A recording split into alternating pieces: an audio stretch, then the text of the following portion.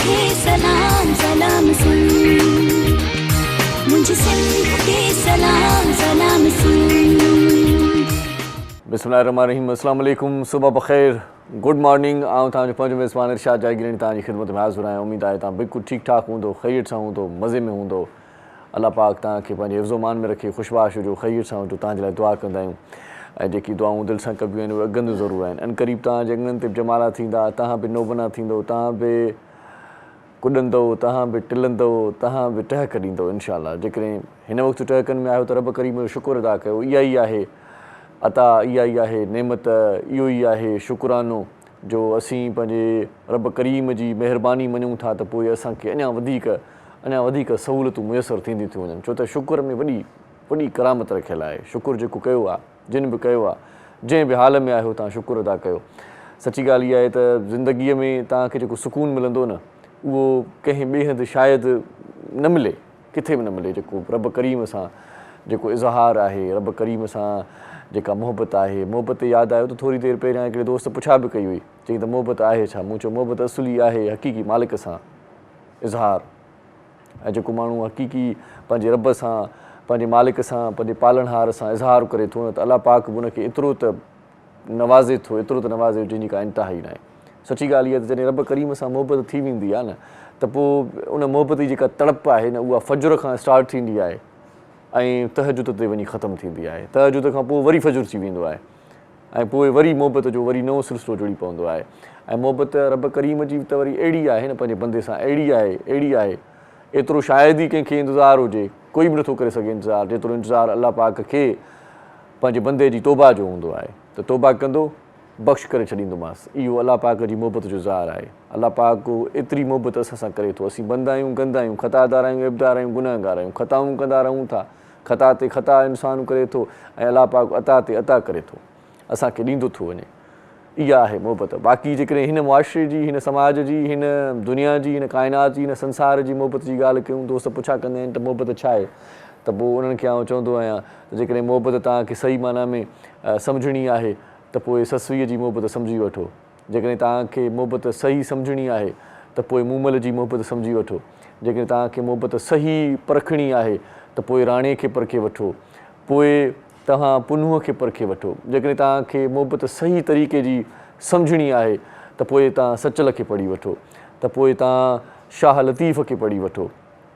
हे तूं साहिबज़ादो सुपरीं ऐं निसूरो नौकर, बेहद करियां बंदगी, हथ ॿधी हाज़ुर, छिन छॾींदुसि कीन की दोस्त अव्हांजो दर, मूं तां महिर नज़र पिरी लाहिम पंहिंजो।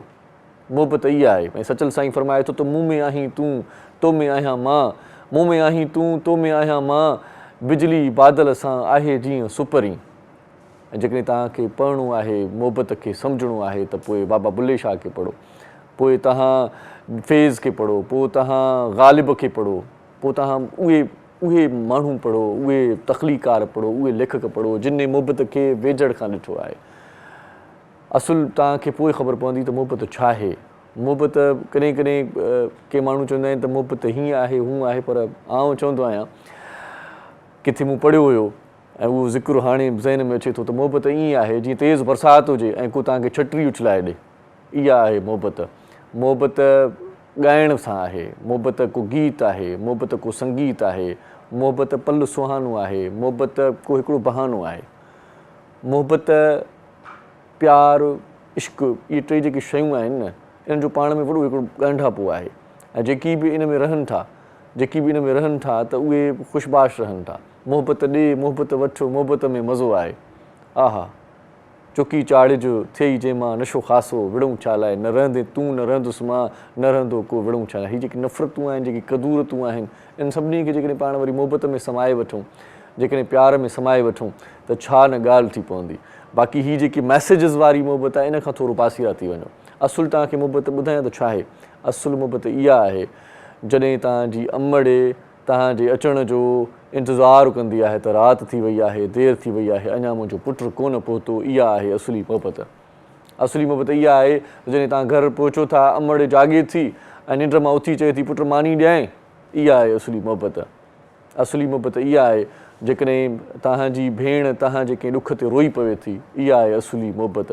असुली मोहबत इहा आहे जेकॾहिं तव्हां को को सामान वठी आयो, का शइ वठी आयो, को बूट वठी आयो, को नओं जोड़ो वठी आया आहियो ऐं तव्हांजो नंढो भाउ तव्हांखे चवे थो त इहा त मूंखे शइ वणे थी ऐं तव्हां हुनखे चओ ठीकु आहे हीअ तूं खण मां ॿी वठंदुसि, इहा मोहबत आहे, इहो प्यारु आहे, इहो प्यारु आहे। ऐं जेकॾहिं तव्हां निंड में सुता पिया आहियो ऐं तव्हांजी अमड़ अची करे तव्हांजी निड़ ते चुमी ॾिए थी न, इहो प्यारु आहे, इहा असली मोहबत आहे।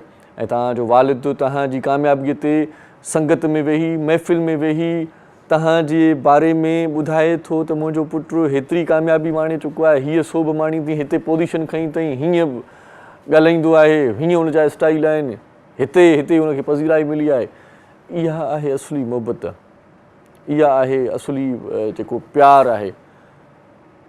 इन्हनि मोहबतुनि खे वरी मोटाइणो आहे पाण खे, वरी इहे कचहरियूं क़ाइमु करणियूं आहिनि पंहिंजनि रिश्तेदारनि सां, पंहिंजनि मिटनि माइटनि सां, पंहिंजनि भाइरनि सां, पंहिंजी भेनरुनि सां मोहबत जो इज़हार कयो। तव्हांजी जेकॾहिं भेण किथे पढ़ियलु आहे, किथे परे आहे, कंहिं ॿिए ॻोठ में आहे, कंहिं ॿिए शहर में आहे, उन सां मोहबत जो इज़हार कयो, उनखे उन सां प्यारु कयो ऐं तव्हां उन ॾे वञो, उनखे ॿुधायो त आउं तुंहिंजो भाउ जीअरो आहियां, आउं तुंहिंजो भाउ तोसां बे इंतिहा जी मोहबत कंदो आहियां। उन ॾे वञो, का शइ खणी वञो, मिठाई खणी वञो, का उनखे शइ ॾेई अचो, ख़र्ची ख़बारी ॾेई अचो, उन ॾे वेंदा कयो।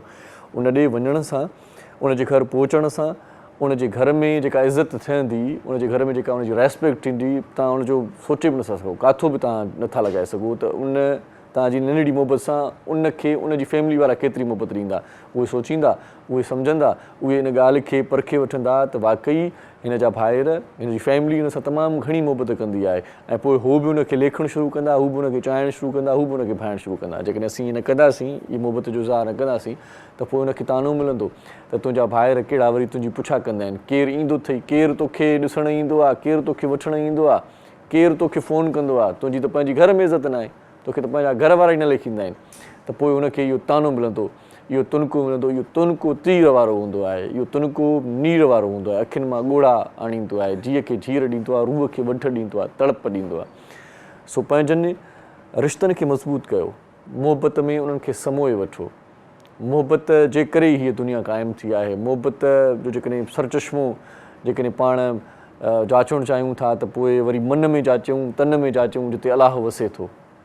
ऐं जॾहिं पाण इहे शयूं जाचे वठंदासीं त पोइ पाण सुठा थी वेंदासीं ऐं पोइ पाण जेका बि ॻाल्हि कंदासीं, जेका बि गुफ़्तगू कंदासीं, उन गुफ़्तगू में, उन ॻाल्हि में, उन अमल में बि असांखे मोहबत नज़र ईंदी, माण्हुनि खे बि नज़र ईंदी।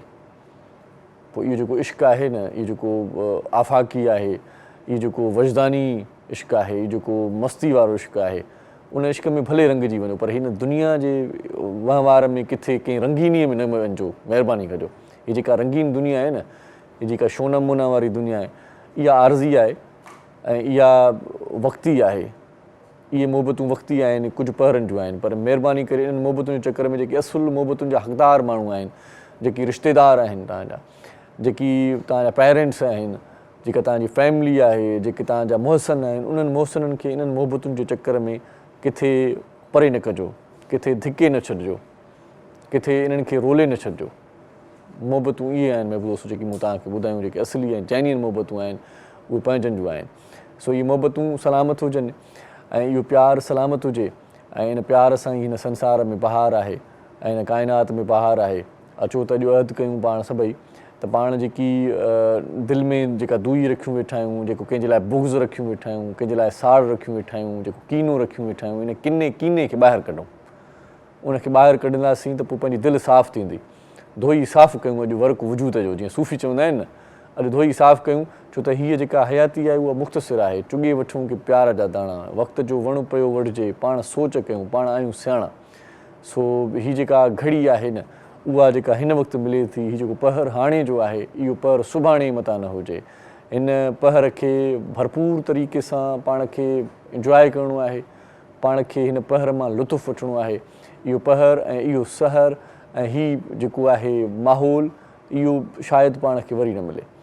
सो अॼु डिटेल में पाण कचहरियूं बि कंदासीं, कुर्बायतियूं, ऐं इन खां सवाइ अॼु मुख़्तलिफ़ जेकी ॿिया इशूज़ आहिनि उन्हनि ते ॻाल्हाइण खां अॻु में पाण रोज़ानी जीजल अख़बार पढ़ंदासीं ऐं पोइ वरी पंहिंजी कचहरी बि कंदासीं। रोज़ानी जीजल अख़बार जेका कराची, हैदराबाद ऐं सखर मां हिकु ई वक़्तु शाया थींदी आहे।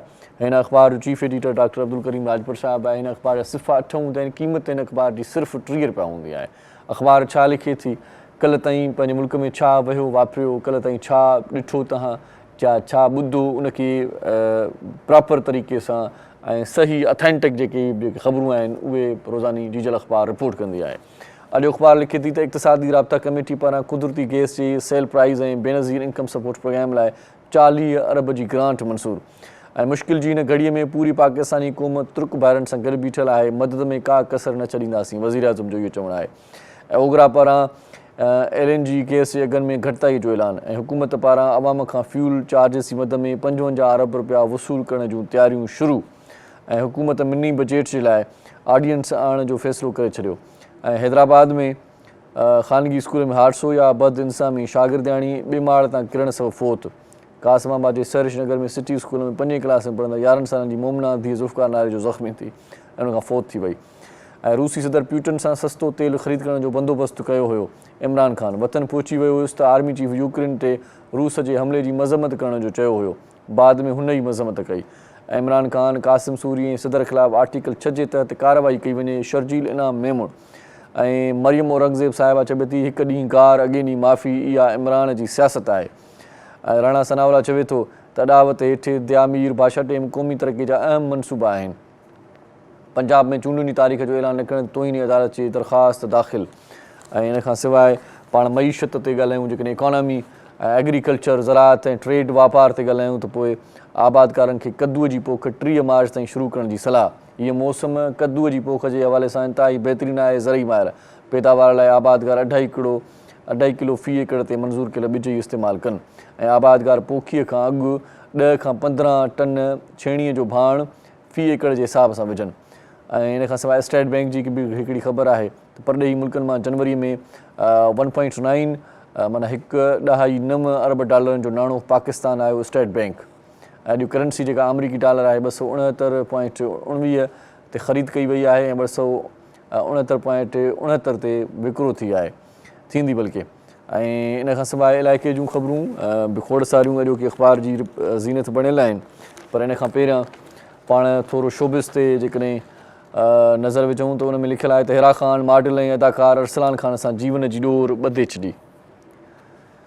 ऐं इन खां सवाइ राखी जी मुड़ुस ख़िलाफ़ु ईरानी नारी ज़्यादती जो केस दाख़िल करे छॾियो।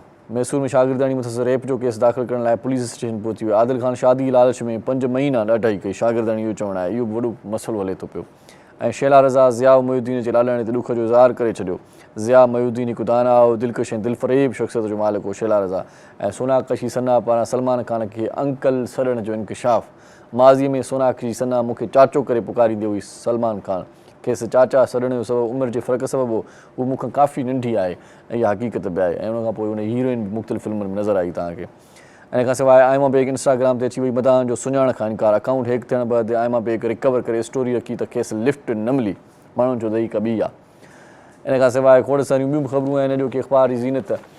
ऐं अख़बार में एडिटोरियल बि ॾाढो सुठो लिखियलु आहे। ऐं अॼोकी एडिटोरियल जो जेको उनवान आहे उहो आहे ख़ुदकुशी या इतफ़ाक़ी हादसो। जेको कल्ह हादसो थियो आहे स्कूल मां जेका शागिर्दाणी किरी जेका गुज़ारे वई, फ़ौत थी वई, उन ते एडिटोरियल लिखियलु आहे। इन खां सवाइ डीजल लोकवीचार बि आहिनि ऐं ॿिया बि खोड़ सारा कालम आहिनि। रोज़ाना डीजल अख़बार पढ़ंदा कयो, तव्हांजे इल्म में इज़ाफ़ो थींदो, ॼाण मिलंदी तव्हांखे। करंट अफेयर्स सां जेकी दिलचस्पी रखंदा उहे साथी, उहे संगती, उहे दोस्त ज़रूरु रोज़ाना डीजल अख़बार पढ़नि। अख़बार वेझे हाकर खे चओ तव्हां ताईं पहुचाए छॾे, ऐं जेकॾहिं वेझे हाकर खे नथा चओ त स्टॉल ते वञी पाण पढ़ी अचो। वॉक जी वॉक बि थी वेंदी ऐं गॾो गॾु तव्हांजी सिहत बि सुधरंदी, इल्म में बि इज़ाफ़ो थींदो। सो हिते हिकिड़ो शॉर्ट कमर्शियल ब्रेक वठंदासीं, मोटी ईंदासीं त पोइ कचहरी कंदासीं। ख़ूब मौज़ महिमान बि अची विया आहिनि। थोरी देरि में उन्हनि खे हिन ई सेठ ते विहारे तव्हां सां कराईंदासीं उन्हनि जो तारुफ़। ॾिसंदा रहिजो सलाम सिंध। मुंहिंजी सिंध खे सलाम सलाम सिंध, मुंहिंजी सिंध खे सलाम सलाम सिंध। सलीम गाड़वी साहब फरमाए थो त मुर्कण जी वञण वक़्तु इनायत न करी हा, मुर्कण जी वञण वक़्तु इनायत न करी हा, हीअ ज़िंदगी मुलाए मुसीबत न करी हा। ऐं रब पाक तुंहिंजा शुक्र हसीननि खे तो खलकियो, रब पाक तुंहिंजा शुक्र हसीननि खे तो खलकियो, पर तिन जे हवाले मुंहिंजी क़िस्मत न करी हा, हीअ ज़िंदगी मुलाए मुसीबत न करी हा। सलाम सिंध में हिकु भेरो वरी तव्हांखे भलीकार चऊं था। ऐं कुझु मुहबत जी ॻाल्हि बि हूंदी, प्यार जी ॻाल्हि बि हूंदी, कुझु वरी ज़माने जूं ॻाल्हियूं बि हूंदियूं। अॼोके प्रोग्राम में डिस्कस कंदासीं जेकी जंहिं प्रोफेशन सां उनजो वास्तो आहे, जंहिं किरत सां, जंहिं कम सां मौज़ महिमान जो वास्तो आहे, उन्हनि जे कम ते, उन्हनि जे फ़न फ़िकुर ते पाण ॻाल्हाईंदासीं। कुझु इल्म अकुल जूं ॻाल्हियूं बि हूंदियूं, अदब जूं ॻाल्हियूं बि हूंदियूं। अॼोके प्रोग्राम में तव्हां असां सां गॾु रहिजो। असांखे उमेदु आहे तव्हां यको असां सां गॾु हूंदव ऐं असांजे प्रोग्राम खे ॾिसंदा रहंदव। जेकॾहिं तव्हां चांहि पी छॾी आहे या चांहि पीओ था त ज़बरदस्त ॻाल्हि आहे। चांहि पीअण सां गॾोगॾु म्यूज़िक ॿुधण जो या कचहरी ॿुधण जो मज़ो ई पंहिंजो आहे। मौज़ महिमान जो तारुफ़ तव्हां सां कराईंदो हलां। सभ खां पहिरियां जेका शख़्सियत तव्हांखे टीवी स्क्रीन ते नज़र ईंदी, पाण जेको आहे सो प्रोजेक्ट मैनेजर आहिनि। यूके जी हिकिड़ी कंपनी आहे, उन में कमु कनि पियूं। इन खां सवाइ बि खोड़ सारा उन्हनि जा कम आहिनि। उन्हनि ते कहिड़ी निगाह विझंदासीं पाण। ख़ुशबू अल्ताफ़ साहिबा असां सां गॾु आहे, उनखे भलीकार चऊं था। अस्सलाम वालेकुम। कीअं आहियो? ठीकु आहियो? वॾी महिरबानी तव्हांजी, तव्हां असांजे प्रोग्राम में आहियो। इन खां सवाइ जेका ॿी शख़्सियत आहे उहा फैशन डिज़ाइनर आहे। फैशन कहिड़ो करणु खपे, कहिड़ो इन आहे फैशन, कहिड़ो आउट आहे फैशन। ऐं पाण वटि कॾहिं कॾहिं ईअं बि थींदो आहे जो पुराणो जेको रिवाजु आहे, पुराणी जेका रीत आहे, रस्म आहे, या पुराणो जेको फैशन आहे, उहो वरी वापसि अची वेंदो आहे। वापसि ईंदो आहे, वरी उहो ट्रेंड हलंदो आहे, वरी उहो ट्रेंड अचानक गुम थी वेंदो आहे। हाणे कहिड़ा ट्रेंड्स हलनि पिया, हाणे कहिड़ी जेका आहे कटिंग हले पई या कहिड़ी डिज़ाइन हले पई, इन हवाले सां पाण घणी कचहरी कंदासीं मोहतरमा सां। सो लुबना शाहनवाज़ असां सां गॾु आहे, उनखे भलीकार चऊं था। अस्सलाम वालेकुम। थैंक यू सो मच जी, आप भी हमारे प्रोग्राम में तशरीफ़ लाई। इन खां सवाइ हथ जो जेको हुनुर आहे उनखे पाण वटि सिंध में तमामु घणी पज़ीराई हूअं बि मिलंदी रहंदी आहे। पर अॼुकल्ह आउं ॾिसां थो त सुठनि सुठनि मार्ट्स में, सुठनि सुठनि मॉल्स में, सुठा जेकी शहर आहिनि, वॾा शहर आहिनि, उते एग्ज़िबिशन्स बि अहिड़ियूं लॻनि पियूं जिते हथ जे हुनुर खे, हैंडीक्राफ्ट्स खे तमामु घणी जेका आहे सा अहमियत ॾिनी वञे थी। ऐं माण्हू जेकी वॾा आहिनि, जेकी आसूदा आहिनि, जेकी सरहंदी वारा आहिनि, उहे बाक़ाइदा चङे अघ में उहे शयूं वठनि था। ॿाहिराड़ी मां उहे शयूं सस्तियूं मिलनि थियूं। उनखां पोइ मार्केट में उनजो हिकिड़ो वापारु या जेको कार वहिंवार आहे उहो एतिरो त ज़बरदस्त हले पियो जो उहे तमामु घणे सुठे अघ ते मुख़्तलिफ़ घरनि जी ज़ीनत बणिजी वञनि था। हैंडीक्राफ्ट्स हाणे कीअं अॻिते वधाइजनि, अञा उन्हनि खे कीअं अहमियत ॾिजे ऐं कहिड़नि कहिड़नि मुल्कनि में उनजी अहमियत आहे ऐं अफ़ादियत आहे, इन हवाले सां पाण डिस्कस कंदासीं। इन हवाले सां असां सां गॾु हिकिड़ी मोहतरमा आहे उरूज ज़ीशान, उनखे असीं भलीकार चऊं था। अस्सलाम वालेकुम जी। ठीकु है आप? बहुत शुक्रिया जी, आप हमारे प्रोग्राम में तशरीफ़ लाई। ऐं सुठा कलाम असां पंहिंजे प्रोग्राम में रोज़ ॿुधंदा आहियूं ऐं सुठा कलाम असांजो जियापो आहिनि। सची ॻाल्हि इहा आहे त सुबुह जो जेको आहे नेरनि जेकॾहिं सुठे कंहिं कलाम सां थिए थी त इहा ॾाढी ज़बरदस्त ॻाल्हि असां थी वेंदी आहे। ऐं हूअं बि चवंदा आहिनि त मौसीक़ी रूह जी ग़िज़ा आहे। पर जेकॾहिं भली शाइरी ॿुधूं था त पोइ ईअं सम्झो त भले कंहिं माना सुठे कंहिं ताम सां पाण नाश्तो कयो आहे। सो अॼु असां सां ॾाढा सुठा कलाम ॿुधाइण जे लाइ ॾाढो सुठो सिंगर बि आहे, पाण ॾाढो सुठो कंपोज़र बि आहे। कंपोज़िशन्स बि ॾाढियूं ज़बरदस्त हूंदियूं आहिनि। अक्सर यूट्यूब चैनल ते आउं उनखे ॾिसंदो आहियां, ॿुधंदो आहियां। पाण ॾाढो सुठो शाइर बि आहे, शाइर बि आहे, कंपोज़र बि आहे, सुठो रागी बि आहे ऐं म्यूज़िक टीचर बि आहे। सो समूरनि इन्हनि मामलनि ते पाण उन सां कचहरी कंदासीं। असां सां गॾु आहे वन एंड ओनली बारी अबड़ो साहिबु। अस्सलाम वालेकुम साईं। वालेकुम सलाम। कीअं आहियो? ठीकु आहियो? अल्हम्दुलिल्लाह। वॾी महिरबानी दिलबर, तव्हां असांजे प्रोग्राम में आहियो। लख थोरा तव्हांजा। तव्हां असांजो साथ निभाईंदो। असांजे सिंध जो ॾाढो सुठो मौसीक़ार, ॾाढो सुठो फ़नकार उस्ताद बादल राई असांजो घरवाती, उनखे बि भलीकार चवंदा। वॾी महिरबानी उस्ताद साईं, लख थोरा। मोहम्मद अली साईं बि असां गॾु आहे, जेको ढोलक वॼाईंदो आहे, ॾाढी सुठी वॼाईंदो आहे, उनखे बि असीं भलीकार चऊं था। स्टार्ट में ई असां जेको आहे सो पंहिंजी जेका मोहतरमा ख़ुशबू अल्ताफ़ असां सां गॾु आहे। अल्ताफ़ असीम साहिब जी न्याणी आहे। अल्ताफ़ असीम साहिब जो ॾाढो सुठो कमु थियल आहे। ख़ासि तौर ते तसौफ़ ते उन्हनि जूं सुठियूं डॉक्यूमेंट्रीज़ असांजे सिंध टीवी न्यूज़ ते नशर थींदियूं रहियूं आहिनि। सो असांखे ख़ुशकिस्मती पाण खे सम्झूं था ऐं असांखे ख़ुशी आहे इन ॻाल्हि जी त हुनजी न्याणीअ जो असांजे प्रोग्राम में आहे। अॼुकल्ह तव्हांजूं छा मसरूफ़ियतूं आहिनि? मां जीअं तव्हांखे ॿुधायो त यूके जी company Oxford Policy Management Limited, उहो EU जो फंडिड प्रोजेक्ट आहे जेको सिंध गवर्नमेंट सां मिली करे उन्हनि सां कमु कंदो, उन्हनि खे टेक्निकल असिस्टेंस ॾींदो आहे, सपोर्ट ॾींदो आहे। उन्हनि जो बजट थी विया, ट्रेनिंग्स थी विया, जेके बि उन्हनि जा मामलात आहिनि उन्हनि में असांजा जेके कंसल्टेंट्स आहिनि उहे टीम हायर थींदी आहे, उन्हनि खे उन्हनि में असिस्ट कंदा आहिनि। त मुंहिंजो उन में एज़ अ प्रोजेक्ट मैनेजर जो रोल आहे। त प्रोजेक्ट जा जेके बि रूटीन जा कमु, हा बिल्कुलु, ट्रेनिंग्स थी विया, लॉजिस्टिक्स थी विया, ट्रांसपोर्टेशन्स थी विया, इहो सभु जेको आहे फोरकास्टिंग थी वई, इहो सभु मैनेजर जो कमु आहे। अच्छा, ये ॾाढा ॾुखिया कम आहिनि। ॾुखिया कम आहिनि ऐं रिस्पॉन्सिबिलिटी वारा आहिनि सभु। सही सही सही। कॾहिं खां आहियो माशाल्लाह? मूंखे इन प्रोजेक्ट में 7 साल थी विया। अच्छा, हूअं तव्हां ॿुधायो पिए त हिकिड़ी ॿी बि एनजीओ आहे जिते तव्हां वॉलंटियरली कमु कयो था। बिल्कुलु, स्निफ जे नाले सां आहे उहा। हाणे ई असां लॉन्च कई हुई ऐं उन में एज़ अ वॉलंटियर बि कमु कयां पई। हाणे जीअं सिंध में सैलाब आया हुया, बोड आई हुई माण्हू, पर उन जो सिर्फ़ु इहो न आहे की सैलाब मुतासिरीन जा उन ताईं महदूद न आहे। उन वेलफेयर ऑर्गेनाइजेशन जो कमु इहो आहे कि जेके बि ट्रांसजेंडर कम्यूनिटीज़ आहिनि या जेके बि अंडर प्रिविलेज माण्हू आहिनि उन्हनि सभिनी जी मदद के मोस्टली काई ऑर्गेनाइजेशन हूंदी आहे कि हिकिड़े मुद्दे खे खणंदा आहिनि सही, बसि हुन ते, बट इट्स फॉर ऑल ऐं मोस्टली असां इन खे ट्रांसजेंडर कम्यूनिटी जे लाइ रखियो वाह, वाह, आहे वाह। बिकॉज छो त उन्हनि उहे जे बि- लाइ उन्हनि जा उहे कोई बि- लॉज सही। न आहिनि, उन्हनि जे लाइ कोई अलॻि सां हॉस्पिटल्स न आहिनि, उन्हनि जी कोई हेल्प न कंदो आहे। उहे बिना समाज जो हिस्सो आहिनि, इंसान आहिनि। इंसान आहिनि बिल्कुलु, सही। लेकिन माण्हू उन्हनि खे इंसान सम्झंदा न सही आहिनि, ॻाल्हि आहे, ॾिसंदा सही न ॻाल्हि, आहिनि, सही दे थिंक के इहे माना कोई अलॻि ई मखलूक उन्हनि आहे, खे धिकारियो वञे थो, धिकारियो उन्हनि खे- वञे थो। हा, तव्हां सही। ॾिसो हॉस्पिटल्स में उन्हनि खे कोई चेक न कंदो आहे, सही उन्हनि खे सही मतिलबु एडुकेशन नथी मिले, सही। नॉर्मल दवाऊं नथियूं मिलनि, त उन्हनि जे लाइ असां सोचियो आहे कि फ्यूचर में इंशाल्लाह अगरि थियो त उन्हनि जे लाइ अलॻि हिकिड़ो अस्पताल खोलींदासीं, सही। उन्हनि जी मदद कंदासीं। सही ॻाल्हि आहे, ॾाढी त सुठी, इहो। ॾाढी ज़बरदस्त ॻाल्हि आहे। पोइ उन सां फ़ाइदो पवे थो, ट्रांसजेंडर्स ख़ुशि थिया आहिनि, किथे वञो बिल्कुलु था, बिल्कुलु, हाणे चवनि जीअं था त असांजे लाइ बि कमु थिए थो, ॾाढी सुठी ॻाल्हि आहे। बिल्कुलु ख़ुशि थिया आहिनि ऐं उनजो असांखे ॾाढो सुठो रिस्पॉन्स बि मिलियो आहे, ऐं दे आर वेरी हैप्पी। ऐं चवनि था उहे ई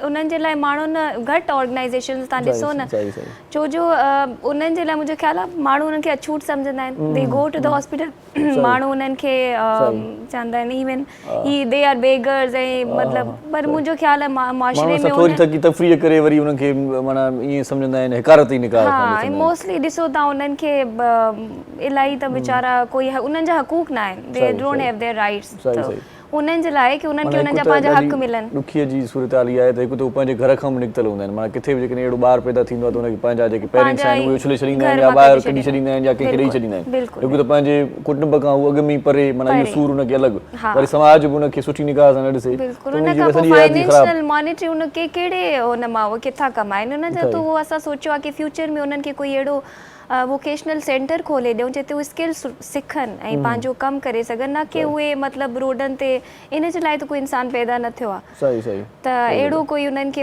हुनर सेखारिजे जेके इन फ्यूचर में उहो उनखे जे लाइ कारआमद हुजे, हुन में उहे अर्निंग्स करे सघनि, बिकॉज देयर आर अॼुकल्ह त ऑनलाइन घर वेठे बि माण्हू इलाही कुछ करे सके तो, तो उन्हनि जे लाइ उहो सुठो हूंदो। सही सही, माशाल्लाह। लुबना जी हमारे साथ हैं। लुबना जी, कब से फैशन डिज़ाइनर हैं आप? बचपन से शौक था, क्या था, किसको देखा, कौन सा फैशन आपको अच्छा लगा कि भाई मैं भी फैशन डिज़ाइनर बन जाऊँ? हाँ बिल्कुल, डेफिनेटली बचपन से ही आपको ये तो आपके अंदर गट्स गॉड गिफ्टेड ही होते हैं, आपको हर औरत का ये होता है कि लिबास उसका डिफरेंट हो, खूबसूरत हो। सही। तो यही बेस मेरे बिजनेस की बनी आज से 8 साल पहले। अच्छा, 8 साल पहले कि आप बिजनेस में? बिजनेस में पहले मैं बिजनेस में आई, फिर मैं डिज़ाइनिंग की तरफ गई, फिर उस प्रोफेशन को बाकायदा सीखा मैंने। अच्छा। और पढ़ा, फिर उसके बाद जो है मैंने बिजनेस स्टार्ट किया। 8 साल हो गए ये भी ज़बरदस्त बात बता रही हैं आप कि भाई फैशन डिज़ाइनर होने के लिए सीखना पड़ता है और पढ़ना भी पड़ता है। बिल्कुल, मतलब ये मुस्तकिल पढ़ना पड़ता है। सही सही सही। क्योंकि आप सीखते क्या रहते पढ़ा, हैं। कहाँ से पढ़ा, क्या ट्रेनिंग ली, क्या जैसे था? सीट, थोड़ा सा बता दें, कोई जी, फैशन जी, डिज़ाइनर होना चाहे तो उसके लिए अच्छी बात होगी। बिल्कुल। अच्छा, जब ये 8 साल पहले बिजनेस स्टार्ट किया तो मैंने अपने शादी के हक महर की रकम से स्टार्ट किया था मुझे। अच्छा, क्योंकि वाह वाह, अच्छी बात है, बड़ी महर की रकम मिल गई आपको जल्दी से। हाँ, ये मैं लेडीज को एक पॉइंट भी दे रही हूँ, जिनको कोई फंड ना मिले तो वो अपना हक महर तो फिर कोई जल्दी वो बिलीव नहीं करता ना आपकी सलाहियतों पे, यकीन फिर आपको करना पड़ती है, उस पर स्ट्रगल करनी पड़ती है। तो फिर हस्बैंड ने या किसी ने फ़ंड वगैरह की तरफ नहीं ज़्यादा वो किया, मेरे पास भी कुछ इतना अमाउंट नहीं था, तो फिर मैंने वो 10,000 से बिज़नेस स्टार्ट किया। अच्छा। तो उसके बाद फिर ये मैंने कहा ये सिर्फ अब बिज़नेस जो है ना वो नहीं रहा कि आपने कोई चीज़ परचेज़ करी और सेल करना शुरू कर दी। अब आपको डिजिटल लिटरेसी वगैरह लर्निंग बहुत ज़रूरी है। सही बात है, सही बात है। क्योंकि प्लेटफॉर्म आपके चेंज हो गए हैं, आप इंटरनेशनल भी हमारे लिए बहुत एक इतनी बड़ी दुनिया है, हम अपनी चीज़ हर जगह लेके डिस्प्ले कर सकते हैं। इतनी चीज़ें गवर्नमेंट लेडीज़ के लिए करिए, वुमेन एम्पावरमेंट के जो ग्रुप हैं, जैसे डेल्टा कम्युनिकेशन है, सीट की जो ऑनर है, उन्होंने हमें ट्रेनिंग दी कोविड से पहले। फिर कोविड के बाद दूसरे जैसे हैप एसोसिएशन है जो लेडीज़ की हैंडीक्राफ्ट की, उनके साथ भी हम काम कर रहे हैं। और जो मतलब वर्कशॉप्स होती रहती हैं हमारी। अच्छा। कि सिर्फ पहले जैसे ये होता था कि आपने कोई क्लोथिंग का उठाया और फिर सेल करना शुरू कर दिया। सही सही। अब आपको अपने प्लेटफॉर्म पता होना चाहिए कि आप किस किस जगह पे अपने बिजनेस को कोई अप्रोच कैसे कर सकता है। आपका इंस्टाग्राम होना चाहिए, फेसबुक होना चाहिए। तो क्योंकि मेरी शादी ज़रा जल्दी हो गई थी, तो शुरू के स्टेज में तो बच्चे ही संभालती रही, और मैंने शादी के बाद इंटर किया। 8 साल पहले की बात बता रही हैं? 8 साल नहीं, 23 साल हो गए। 23 साल शादी को गए? जी, मेरी एक बेटी मैरिड भी है। ये तो बड़ी भाई तो बड़ी बात हो गई भाई, 23 साल पहले शादी हुई थी, आप तो 23 साल की लग रही हैं अभी। Thank you so much. सच सच बता रहा हूँ। तो पहले कोई मेरे इतबार नहीं बच्चे करेगा बड़े भाई, मैं किए झूठ बोल हैं। रहा हूँ। सही 23 साल पहले शादी दिया, सच बता रहे हैं हम। तो मेरी अब लाइफ कैमरा की आंख भी आपको देख रही है, देखने वाले भी भाई हक का फैसला करें आप। 23 साल की ये खुद लग रही हैं। वो फैशन डिजाइनर है तो इतना तो बनता है उनका। सही सही तो सही। फैशन डिजाइनर है, कौन सी मेकअप आर्टिस्ट हैं आप? कि भाई हाँ, मेकअप ये मेकअप करके भी आपने मेरा अपने चेहरे शौक को आपने अपनी एज को छुपाया हुआ है, लेकिन तो बड़ी बात है, ये सच्ची बात है कि 23 साल की लग रही हैं आप। एंटी एजिंग टिप्स भी ले लेंगे हम। हाँ ना। हाँ, तो मेरी जो बेटी है माशाल्लाह यूनिवर्सिटी गोइंग है वो, तो मैंने अपना बिजनेस सेट करने के बाद पहले मैंने बच्चे बड़े किए। अच्छा, उनकी एक की आपकी शादी बेटी की, कितनी उम्र है उसकी माशाल्लाह? वो 22 साल की। 22 साल की है? जी, क्या कहने भाई, माशाल्लाह, चश्मे बदूर। वैसे आप खुद बेटी लग रही हैं। Thank U. मेरे नहीं, वो दामाद साथ भी होती है जो तो केयू यूनिवर्सिटी के वो बेटी लेक्चरर साथ हैं। होती है तो रिमार्क्स क्या होते हैं बहनें। लोगों के? लोग हाँ, लोग क्या अक्सर कहते हैं? ये मेरे ग्रुप में लोग जो है ना यकीन नहीं करते इस बात को बहुत। सही। तो मैं यही कहना चाह रही हूँ कि जब हमारी शादी जल्दी जिन लड़कियों की या जिन लेडीज की हो जाती है, वो फिर वो बच्चों में और अपने आप को वैसे जल्दी ग्रूमिंग शादी का एक फायदा भी है ना, देखो छोड़ कोई दे। इतबार ही नहीं कर रहा कि आप इतनी उम्र के, कितना बड़ा फायदा है। हाँ? और आपकी बेटी माशाल्लाह से 22 साल की है, बिल्कुल 23 कितना बड़ा फायदा है जल्दी शादी करने का। शादी के जाहिर सी डेफिनेटली फायदे तो हैं, अगर इस्लामी पॉइंट ऑफ व्यू से भी तो देखिए ना, ये बहुत बहुत अच्छा बड़ा है। फायदा होगा। ये वाला मैंने तो उठाया, मुझे सही, पता सही। नहीं बाकी लोगों ने क्यों नहीं सही, उठाया सही। कि पहले बच्चे पैदा करके उनको बढ़ाओ पढ़ाओ, जब वो इस काबिल हो जाए तो आपके अंदर जो चीज़ है ना कुछ करने का, जो स्टैमिना, कि हमारी भी एक अपनी एक पहचान होना चाहिए ज़िंदगी की। लोग आपको कहते हैं, आपको गॉड गिफ्टेड जो टैलेंट होता है ना, वो जैसे कहीं मैं जा रही हूँ तो बच्चियाँ छोटी थी तो मैं कम बजट के अंदर बड़ी सही। अच्छी ड्रेसअप उनको करवाती थी सही, दोनों सही, बेटियों सही, को। सही, सही। तो जो मेरे इन लॉज थे वो काफ़ी मतलब अच्छे पैसे वाली फैमिली थी, सही, सही। उनके अच्छे वो होते थे। और उसके अंदर जब हम किसी महफिल में जाते थे, लोग पूछते थे तुमने ये तो पहना हुआ है, ये कितने का लिया, कहाँ से लिया, तो बड़ा कन्वीनियंट प्राइस में होता सही, था। सही। तो मुझे फिर लोगों ने सजेस्ट किया कि तुम खुद क्यों नहीं डिज़ाइनिंग करती हो। तो मैंने सोचा अभी तो बच्चे छोटे हैं, मैं बजट कहाँ से लाऊंगी ये वो। तो बांग्लादेश में कोई एग्जीबिशन लगी थी, उनका सारा माल वापस आया था। अच्छा। क्योंकि वो जो उसके साइजेस थे ना वो गलत चले गए थे वहाँ। अच्छा अच्छा, वो सारा माल आ गया वापस, उनके यहाँ वो जिनसे आपने रब कर लिया। उन्होंने मुझे कहा कि आप ऐसा करें कि ये आप ले लें बाजी, हमारे हालात बड़े ख़राब हैं। ये मैंने कहा मेरे खुद भी ख़राब है और ना हो जाए इसको खरीद। ये बताएं कि शादी 23 साल पहले हुई आपकी, शादी 23 साल पहले हुई, अब शादी वाला टॉपिक नहीं मैं समझना चाह रहा हूँ बात को। जी, जी, तो और बिजनेस आपने 8 साल पहले स्टार्ट किया, बच्चे बड़े हो गए थे ना जब तो हक महर की रकम अब मिली आपको 8 साल वो पहले? मैं 3-4 दफा ले चुकी हूँ। मुनाफा भी तो चलेगा ना, 23 साल पहले वही 10,000 पूछ रहा था कि भाई 23 साल के बाद, इतने अरसे के बाद हक महर की रकम आपने संभाल के रखी थी कि भाई इस मैंने टाइम नहीं काम संभाल आएगी। के रखी थी। जब नहीं, मैंने काम- अपने काम हस्बैंड से आएगी, कहा हाँ। कि ये सामान मुझे लेना है इस फैक्ट्री से, वो बंदे के बड़े बुरे हालत है उनकी फैमिली के, तो सही। मेरे हस्बैंड ने कहा कि आप बच्चे संभालेंगी या जो ये करेंगी एडी सेंटर खोलेंगी, इतनी हमदर्दी करके किसी को क्या वैसे फायदा मुझे आपको एक बात भी बताएं दूसरी भी, वो बात ये है कि आपकी शादी मतलब इतनी छोटी उम्र में हुई, क्यों हुई? मतलब वो घर वाले तंग थे क्या आपसे? नहीं भाई, जल्दी से भाई Actually परेशानी मेरे निकल parents जाए। को कैंसर था, अच्छा। मेरे वालिद को कैंसर ओहो, था, वालदा अच्छा। को भी कैंसर था। अच्छा, तो फौरन ही मेरे वालिद ने सोचा कि जैसे अगर कुछ हो जाता है तो बड़े बहन भाई नहीं देखेंगे। वो बड़े बहन भाई जो है ना ओहो। काफी बड़े थे, वो भांजे भतीजों के साथ, पहले जमाने में ऐसे ही होता सही, सही। था, भांजे भतीजों के साथ हम भी बड़े हो गए। सही सही। तो फिर वालिद ने इसलिए जल्दी शादी कर दी थी। तो इसके इंटर मैंने शादी के बाद किया। अच्छा। फिर 2-4 साल 5 साल बड़े क्राइसिस में गुजरे। तो मैं हस्बैंड को कहती थी कि आप मेरी एजुकेशन तो कंप्लीट करवाएं कम सही। से कम। फिर उसके बाद बच्चे इतने छोटे थे कि तो मैं अभी शादी के बाद वो ठीक हो गए जिनको कोई था कुछ किसको कैंसर वगैरह था जिनको? नहीं, डेथ हो गई थी मेरे अच्छा, वालिद की 1 साल के बाद। ओहो, अच्छा। बेटी मेरी जब 1 साल की मैंने थी। कहा शायद खुशी में सेट हो जाता है ना बंदा कि भाई चल ठीक है, खुशी हो गई। हाँ नहीं, वो और सेट हो गए थे क्योंकि मेरे जो लॉस थे वो बड़े खतरनाक थे। अच्छा, वरी मज़े जी ॻाल्हि इहा ॿुधायां, बारी साहिब असां गॾु वेठो आहे, ॿियो थींदो ईअं आहे त जेके नानियुनि ऐं ॾाॾियुनि जी ख़्वाहिश हूंदी आहे, इहा नानियूं ॾाढियूं अक्सर इहो माना चवंदियूं आहिनि, ज़िद कंदियूं आहिनि, बाबा जल्दी शादी करायो, असांजी उमिरि लाइ छा, असां वञण वारा आहियूं, बीमार हूंदा आहिनि। पोइ बीमार हूंदा आहिनि, पोइ उन्हनि जे माना उन में जेको आहे इन ॻाल्हि में अची करे सभई माना इमोशनली ब्लैकमेलिंग आहे इहा बि। पोइ उनजी शादी त न्याणी कराए छॾींदा आहिनि, न्याणी खे 5 ॿार बि थींदा आहिनि त बि उहो चीरा हूंदा आहिनि। उहो वञण वारा हूंदा आहिनि, चवंदा बालाए छा आया थी, वञण वारा आहियूं, मरण वारा आहियूं, जल्दी शादी करायो, मां ॾिसां पाण मोड़ ॿधे मुहारो पोटा अखियुनि सां ॾिसां पुट। पोइ जॾहिं वरी उहे शादियूं थी वेंदियूं आहिनि, उन्हनि जा बि पुट थी वेंदा आहिनि, त बि उहो माना अञा जीअरा हूंदा आहिनि। हिते हिकिड़ो मूंखे वाक़ियो यादि आयो जी। अक्सर उमरनि ज़ियारतुनि ते माण्हू वेंदा आहिनि कफ़न ख़रीद करे ईंदा आहिनि त असीं बि वियासीं त माण्हू ॾिसां पई सभु वठनि पिया त मूंखे भउ थींदो आहे मां चयो खणी आई ईअं न त अलाह से नालो ई लिखी छॾे त असां कोन वरिता त हू मां मुंहिंजी फ्रेंड हुई मां हुन खां पुछियो मां चयो तव्हां सभु हितां कफ़न खणी वञ त डपु कोन थो लॻे माना मौत खां त हर इंसान खे चई न अम्मा बाबा वारनि 25 साल पहिरियां वरिता हुआ अञा ताईं ज़िंदा आहिनि उन आसरे ते असां बि खणी पिया वञूं त इन सां कुझु न थींदो न वाकई न थियणु खपे सो बहरहाल अञा कचहरी कंदासीं ऐं प्रोग्राम खे ॼमाईंदासीं पर बारी बड़े साहिब खे गुज़ारिश कयूं था त हाणे कलाम जो हिकिड़ो माना असांखे वारो ॾियो बाक़ी वारो तव्हांखे ॾियूं तव्हां असांखे ॿुधायो पोइ वरी कचहरी कयूं छा ख़्यालु आहे तव्हां छो त कचहरी हाणे थोरी खिल बोगारी आहे त हिन मूड सां हिकु कलाम ठहके थो वाह वाह सो बारी बड़ो साहिब ॾाढो ज़बरदस्त सिंगर बि आहे कंपोज़र बि आहे ऐं उस्ताद बुखारी जी शाइरी ॿुधाईंदो असांखे वाह वाह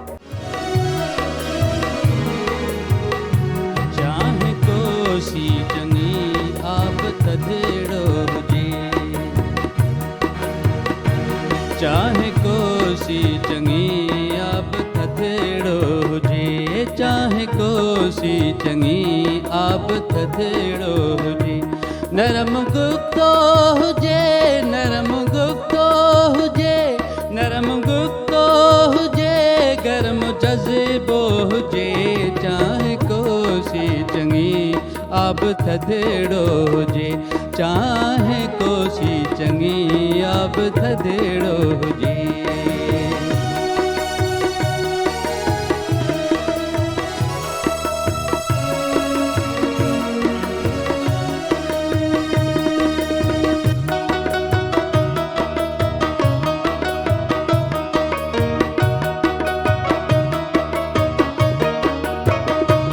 रंग सारा सुठा के बिना हिने कसा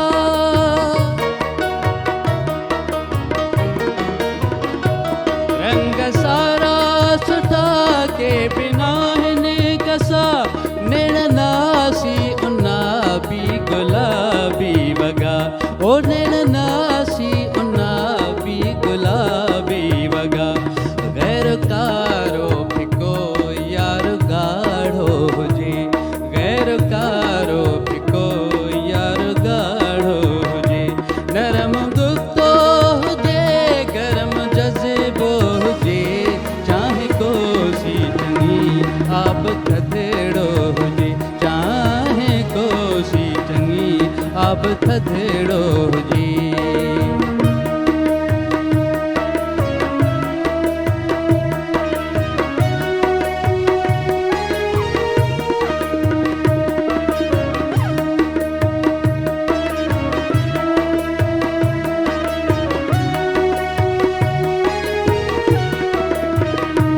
जिंदगी हुस्न तंदुरुस्ती हुजे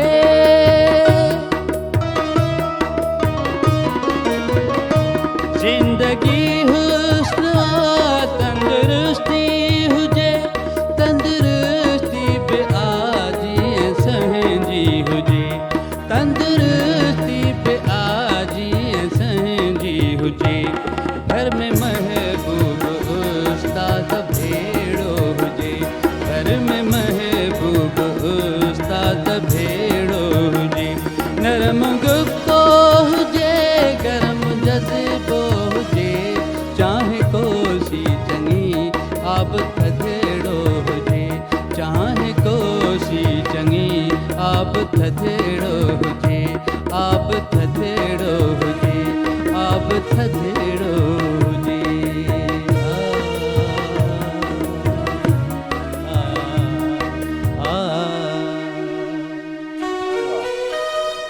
वाह उस्ताद बुखारी जो कलाम हो ऐं चांहि कोसी चङी आब थधो हुजे अॼुकल्ह वरी उबतो था माण्हू कनि चवनि था चांहि थोरी ठरे त पोइ था पियूं ऐं वरी पाणी चवंदा थोरो गर्म हुजे त सिहत सही रहंदी अलाए चीनी फार्मूलो था यूज़ कनि चवनि था त पोइ सिहत सुठी रहंदी सुबुह सुबुह सां थधो पाणी फ्रिज वारो न पीजो सुबुह सुबुह सां नॉर्मल पाणी पीअणु घुरिजे हिते हिकिड़ो शॉर्ट कमर्शियल ब्रेक वठूं था गॾु रहिजो ॾिसंदा रहिजो पंहिंजो प्रोग्राम सलाम सिंध मुझे सिंध के सलाम सलाम सिंध मुझे सिंध के सलाम सलाम सिंध सलाम सिंध में एक बार वरी तव्हांखे भलीकार चऊं था वरी महिरबानी तव्हांजी तव्हां सां जुड़ियल आहियो ॻंढियल आहियो सदाईं गॾियल रहिजो सदाईं जुड़ियल रहिजो सदाईं असां साथ में हुजो तव्हांजो साथ असांजे लाइ इंतिहाई क़ीमती आहे तव्हां ॾिसंदा आहियो त असीं बि टहिकंदा आहियूं टलंदा आहियूं तव्हांजे लाइ ख़ूबसूरत प्रोग्राम खणी ईंदा आहियूं सो असांजे डायरेक्टर साथीअ जी फरमाइश आहे त जीअं अची त वरी हिकिड़ो शेर पढ़ो अॼु अलाए छो माना शेरनि ते ज़िद कई अथई मूंखे शेर एतिरा यादि न रहंदा आहिनि को ज़मानो हुयो जॾहिं मां ड्रिगा ड्रिगा शेर यादि करे बल्कि यादि हूंदा हुआ ऐं अक्सर पढ़ंदो हुयुसि सो हिन लाइ में हिकिड़ो ख़ूबसूरत शेर तव्हांजे नाम कयां थो ऐं उहो शेर इहो आहे त या त वारनि खे वरु ॾेई छॾ या महिरबानी करे दरु ॾेई छॾ बारी साहिबु महबूब खे चऊं था त या त वारनि खे वरु ॾेई छॾे या महिरबानी करे दरु ॾेई छॾे मूंखां मुंहिंजूं ख़ुशियूं खणी पंहिंजी परेशानी हर ॾेई छॾे या त वारनि खे वरु ॾेई छॾे या महिरबानी करे दरु ॾेई छॾे छो त वॾो वेल आहे सो बारी साहिबु कॾहिं खां ॻाइण जी दुनिया में फील्ड में आयो भला इहो थोरो ॿुधायो पंहिंजी जर्नी ॿुधायो साईं जर्नी त तमामु वॾी जर्नी आहे ऐं 1981 खां वठी ॻाइणु शुरू कयो वाह वाह यार माशाल्लाह चश्मे बदूर तव्हांखे नज़र न लॻे तॾहिं साईं तव्हांखे सिहत ॾे 1981 ॿुधाए थो तॾहिं मां पैदा बि थियल न हुयुमि सची ॻाल्हि इहा अथव तोड़े मां बि हेॾो वॾो थो लॻां ॾगु पर मां बि सची थो ॿुधायां मां बि पैदा थियल न हुयुमि मां तॾहिं 6th क्लास में हुयुसि ऐं 6th क्लास में ई ॻाइणु शुरू कयो आहिस्ते आहिस्ते हुनखे शौक़ खे कंटिन्यू रखियो हुनखे यूनिवर्सिटी लेवल ताईं यूनिवर्सिटी आयसि त उतां पोइ वरी रेडियो पाकिस्तान हैदराबाद वेझो हुयो पोइ हुते वरी हैदराबाद ते ख़ान साहिबु नियाज़ हुसैन मौसीक़ार आहे हुन सां राब्तो कयो पोइ हुन वटि सिखिया वरिती ऐं अच्छा वाह वाह हुन खां पोइ वरी कराची अची वियुसि छा खाईंदा आहियो छा पीअंदा आहियो जो अञा नंढड़ा लॻा पिया आहियो ईअं माना मूंखे त लॻे थो मां पाण सां गॾु तव्हांखे जेकॾहिं खणी वञा न गॾु घुमायां गॾु त माण्हुनि खे चवां त बाबा हे माना चवंदा भाउ तो नंढो हो तमामु घटि खाईंदो आहियां अच्छा हा शुरू खां वठी माण्हू त वरी घणो ई खाइनि था न तव्हां घटि था खाओ इहो सही था कयो त सिहत जे लाइ पेट त पंहिंजो आहे न माण्हू पेट पंहिंजो आहे माण्हू घटि खाए त बहितर आहे हा त इन जे करे ई शायदि न हाठी वधी न को जिस्म जी का कदु वधियो बसि एतिरो ई रहिजी वियुसि हाणे बाक़ी 2-3 साल ॾुखिया सुखिया गुज़री इन वॾो फ़ाइदो आहे इलाही अरसे ताईं त तव्हां माना पाड़े जे घरनि में हलिया वेंदा हूंदव माना चवंदा नंढो ॿारु आहे नंढा ॿार न शादी इन करे न पई थिए जेकॾहिं कंहिं रिश्ते जे लाइ प्रपोज़ कंहिंखे कजे पियो चवां हीउ त नंढड़ो आहे पर जेकॾहिं एज जी ख़बर पए न हीउ त वॾो आहे इन करे माना रिश्तो ई न पियो थिए काफ़ी देरि सां किथे का जॉब बि न मिलंदी आहे नंढे चवंदा ॿार आहे हा न उहो त हाणे सर्टिफिकेटनि जे आधार ते यकीन करे वेंदा आहिनि पर जॾहिं इंटरव्यूअर जॾहिं ॾिसंदो चवंदो त यार नंढो ॿार छा कंदो बिल्कुलु पहिरें मूंखे बि शुरू में नौकिरी किथे बि न पई मिले किथे बि कोई खणी कोन पियो नेठि मां जेको आहे पाण ॾाढी वाड़ी वधाई पाण माना रेज़र वग़ैरह हणी करे थोरो माना ईअं मां चयो त जल्दी माना ॾाढी फुटे शेपर जीअं जल्दी फुटनि त माण्हुनि खे लॻे त वॾो आहे सो इहो तरीक़ेकार इस्तेमालु करे पोइ पहुता तव्हां त माना सफ़ा अञा बि नंढा था लॻो न हाणे त मां वॾो आहियां हाणे बि माना उन हिसाब सां 1981 ॿुधायो तव्हां सिखणु शुरू कयो माना 1981 में 15-16 सालनि जा हुयो तक़रीबन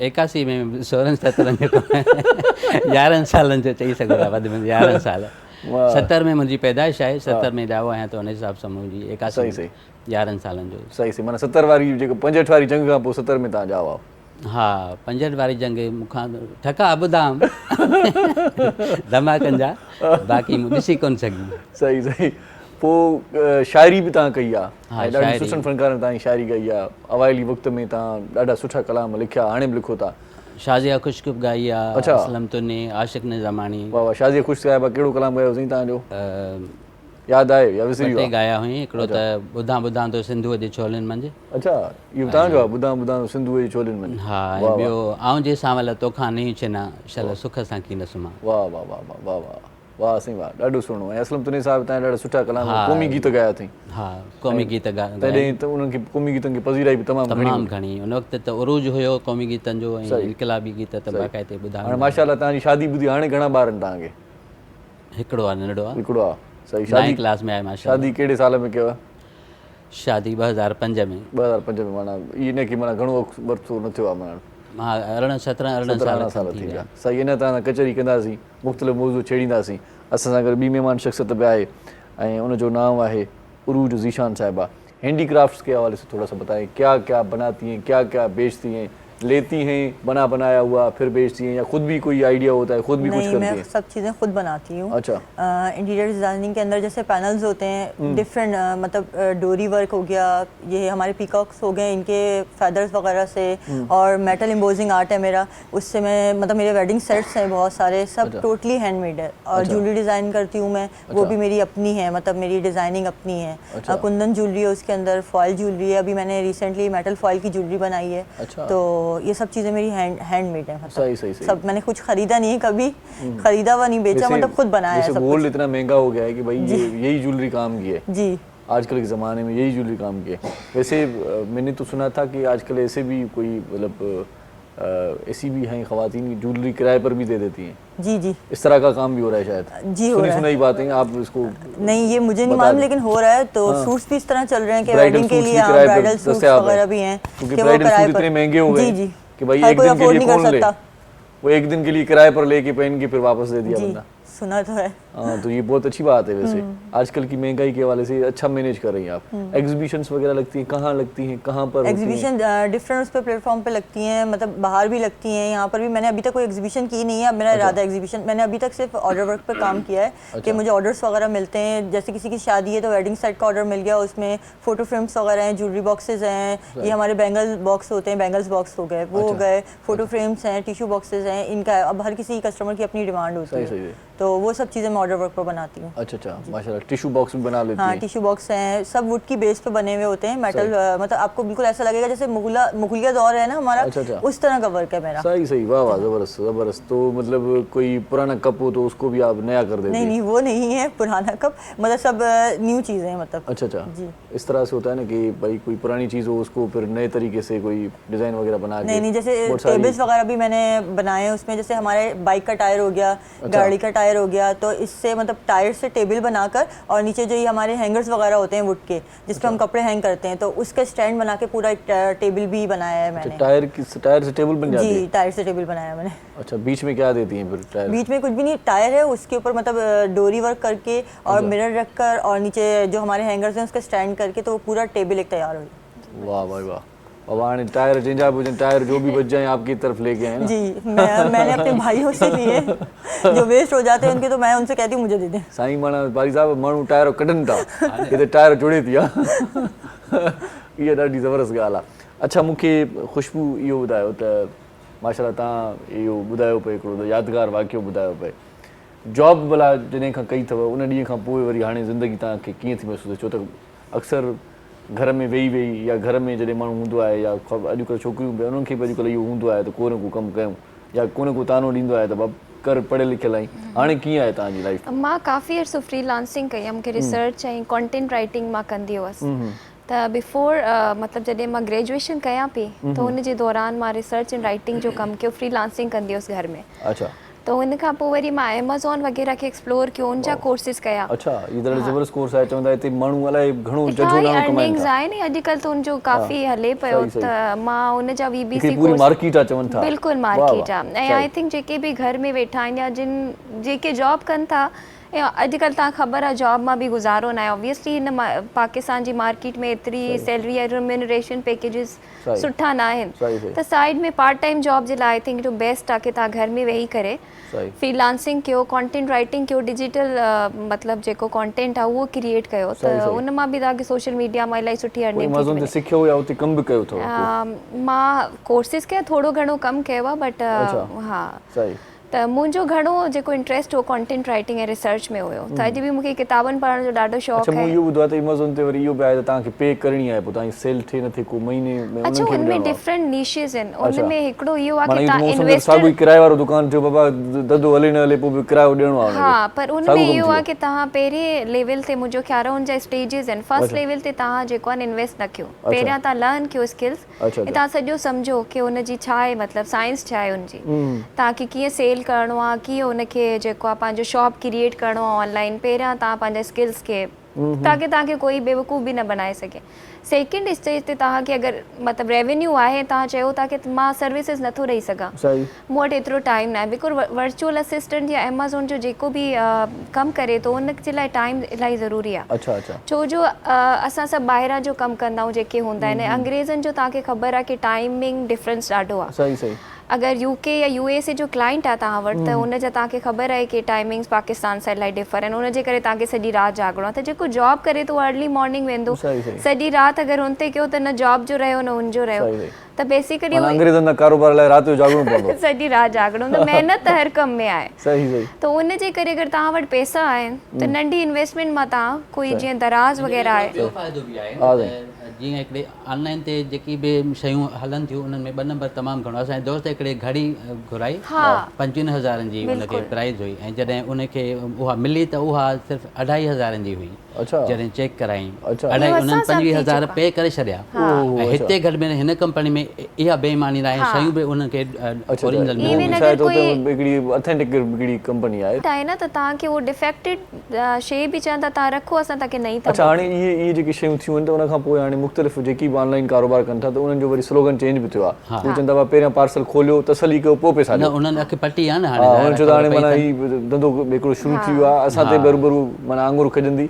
हाणे चवंदा पहिरियां ॾिसो तव्हांखे शइ पसंदि आई, उहा ई शइ आहे त पोइ तव्हां पेमेंट कयो। ऐं मुंहिंजो ख़्यालु आहे माण्हुनि खे इन तरफ़ वञणु खपे, छो जो ॾिसो तव्हां डॉलर केॾो हाई प्राइस ते लॻो पियो आहे, ऐं उहो जेको बि तव्हां अर्निंग कंदव तव्हां डॉलर में कंदव। इन सां इहो आहे की पाकिस्तान खे बि फ़ाइदो आहे, तव्हांजो रेमिटेंसिस अचनि था, तव्हां वटि फॉरेन करेंसी अचे थी, इन सां तव्हांजी मइशियत ते बि इलाही फ़र्क़ु थो पए। त आई थिंक हर माण्हू खे थोरो घणो स्टार्ट करणु खपे, त उहो तव्हांखे फ़ाइदो ॾींदो। पोइ चाहे भले कॉन्टेंट क्रिएटर हुजो, तव्हां सोशल मीडिया ते कयो कमु, तव्हां इवन काई एड बि ॾींदो त उनजा बि पैसा आहिनि। सही बारी साहब, तव्हां का शइ ऑनलाइन वरिती या ख़रीद कई या खपाई, कीबोर्ड ॾिनव, बाजो वरितव? मूं वरिती हुई, ऐं मां वरी ग़लतीअ में हिकिड़ी मुंहिंजी ईअं सम्झो त ग़लतफ़हमीअ जे बुनियाद ते हिकिड़ो दफ़ो मूंसां ठगी थी, पर उहा बाद में ख़बर पई त हुननि ठगी न कई, मुंहिंजो पंहिंजी दिमाग़ जी हिकिड़ी हेर फेर कफ लिंक्स हुया, उहे मूं घुराया हुया, पर उन्हनि में मूं 2 जो ऑर्डर ॾिनो हुयो त उन्हनि सिर्फ़ु हिकिड़ी शइ मोकिली, माना हिकिड़ी जोड़ी में हिकिड़ो पासो मोकिलियो, ॿियो जेको आहे अचे, मूं राब्ता कया, राब्तो थिए ई कोन पियो, मां लॻे थो पर पोइ जॾहिं काफ़ी साल खनि थी वियो, मां रखी छॾियो उनखे। जॾहिं खोलियुमि, मां खोलियो ई न हुयो, मां खोलियुमि त उनजे अंदरि जेको ॿियो हिसो उन में अंदरि ई पियो, हुननि डबल ई मोकिलियो, जोड़ी पूरी मोकिली हुई। साल पूरो मां इहे इन ग़लतफ़हमी रहिजी वियो। लेकिन शॉप वारो डायरेक्ट तव्हां वास्ते में हुजे, या त तव्हां वञी चंबा हणो आहे या चंबा खाई अचो आहे, ॿिन्ही मूंखां हिकु ॻाल्हि ज़रूरु थी आहे। बाक़ी जेकी शयूं घुरायूं हिन वक़्त ताईं उहे ऑनलाइन सभई ठीकु ठाक माशाल्लाह सही, हुन में का 2 नंबर शइ अनऑथराइज़ साइट तां घुराईंदो त सदाईं थींदो। हिकु दफ़ो मुंहिंजे बाबा खे कोई एक्सपीरियंस, अक्सर बुज़ुर्ग घर जा हूंदा आहिनि, उन्हनि खे ख़बर न हूंदी आहे, घड़ी ॾिसी वरिती, जूतो ॾिसी वठो, उन्हनि खे ख़बर न ईंदी ऑथेंटिक आहे या फेक आहे। तो हिकु दफ़ा मुंहिंजे बाबा बि कयो ईअं ई, कोड ॾिसी करे उन्हनि चयो त वॾो सुठो आहे, पैसा बि चङा हुआ, ऑर्डर करे ॾिनो। उन खां पोइ जॾहिं घरु आयो त हुन में सोराख हुया पूरा, कोई लंडे वंडे जो कोई कोड ॾेई छॾियो। असीं एॾा हैरान, असां चयो हीअ त तस्वीर बि न हुई, त पोइ हाणे असां चयो त ईअं न ऑर्डर कंदा कयो, ॾिसी वाइसी करे, अगरि का ऑथेंटिक साइट आहे त हुन में फ्रॉड न हूंदो आहे। बाबा खे माना तव्हां मुतमिन करे छॾियो, मुतमिन खे आइंदा न कजो। अल्ताफ़ साहब, इहो कोट जेकॾहिं तव्हां वटि पियो आहे त इहो वॾे कम जो ऐं नायाब ऐं तारीख़ी कोट आहे, इन सां ज़िंदगी जो हिकिड़ो ज़बरदस्त वाक़ियो सलाड़ियल आहे, इहो रखी छॾिजो। वाक़ियो आहे न, इहो यादगार कोट थी वियो असांजे लाइ, वाक़ई यादगार हो। असां खोलियोसीं त हुन में पूरा सोराख, मतिलबु अलाए किथां कोई गाॾी तां खणी करे शइ मथां का पई हुजे, छो त अंग्रेज़नि वटि क़ीमती शयूं हूंदियूं न, मथां का शइ रहिजी हुजे, उहो उन्हनि झांटे वाटे खोले वोले सभु ॾिसी करे पोइ मोकिलियो तसली सां, दिन में कुझु न आहे। अंग्रेज़नि जो कोट आहे न, इहो क़ीमती आहे। असां वारा वरी जेके कोटनि जेके पाण वठंदा आहियूं, पोइ वरी सियारो जॾहिं ईंदो आहे, बारी साहिब जॾहिं पेटीअ मां कढंदा आहियूं त पोइ अक्सर माना माण्हुनि जे माना कोटनि मां सुठियूं शयूं निकिरंदियूं आहिनि, की पैसा निकिरनि। असांजे वरी कोट मां इहे मूंगफलियूं निकिरंदी, फिनाइल जूं गोरियूं, मूंगफलियूं पुराणी सफारी का निकिरंदी। यूनिवर्सिटी दौर में असां ख़बर अथव शौक़िया स्टूडेंट लाइफ आहे, त उन में असां हिकिड़ो कोट वठणु वियासीं, हिकिड़ो दोस्त गॾु हलियो, मूंखे वठी हलियो, ऐं हुन त पंहिंजो हिकिड़ो कोट वठी छॾियो, 150 में या 50 में मिलियो उन वक़्तु, 95 जी ॻाल्हि आहे। त मां ॻोल्हे ॻोल्हे बीठुसि, मूंखे कोट माना पूरो ई कोन पियो अचे, को वॾो हुजे को नंढड़ो हुजे। तव्हांजी साइज़ नेक्स्ट दोस्त मूंखे चयो तुंहिंजी माप जो अंग्रेज़ को मोह ई कोन्हे लॻे थो, छॾ हल वापसि हल। अंग्रेज़नि जूं शयूं त ईअं ई हूंदियूं आहिनि। सही सही, न तव्हां त ॿारनि वारे सेक्शन में हलियो वञो हुआ न, हुते तव्हांजी साइज़ जो मिली वञे। पर हाली इहे यादगार माना किसा पिया आहिनि, मज़ेदार आहिनि। कॾहिं कोट मां पुराणे मां का पैसा वैसा के मिलिया कॾहिं भुलिजी करे? ईअं थींदो आहे अॻे साल रखियासीं हुन में को 100 ॾेढ रखी छॾियो हुजे न, पंहिंजे कोट मां मिलिया। अच्छा, हा, पंहिंजे कोट में जेकी शयूं रखियूं इहे विसरी वियूं, हुन खां पोइ काफ़ी वक़्त खां पोइ यादि, अरे ही त हिते पिया आहिनि पैसा। अच्छा, इन में वरी कॾहिं कॾहिं ईअं थींदो आहे कपिड़नि में बि का शइ विसरी वेंदी आहे, वरी उहो धोपिजी वेंदी आहे, पोइ चवंदा आहियूं त पोइ ले छा थी वियो त कमरो काग़ज़। पर उहो घटि 50-100 जो थियो आहे केस को, बाक़ी न त हूं बचा थी। वाह वाह, उहो वधीक तव्हां रखंदा ई न आहियो जो नुक़सान थिए, बचे त रखूं न हिन दौर में। ख़ूबसूरत कलाम टैकन सां गॾु तव्हां खां ॿुधण जी गुज़ारिश कयूं था। कलाम को चङो ॿुधायो।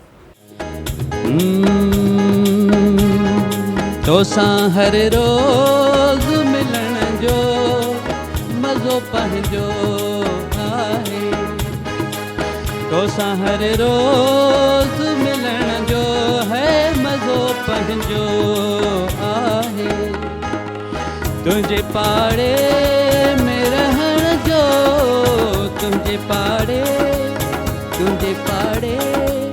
में रहण जो मज़ो पंहिंजो आहे, तोसां हर रोज़ मिलण जो मज़ो पंहिंजो आहे, तोसां हर रोज़ मिलण जो मज़ो पंहिंजो आहे।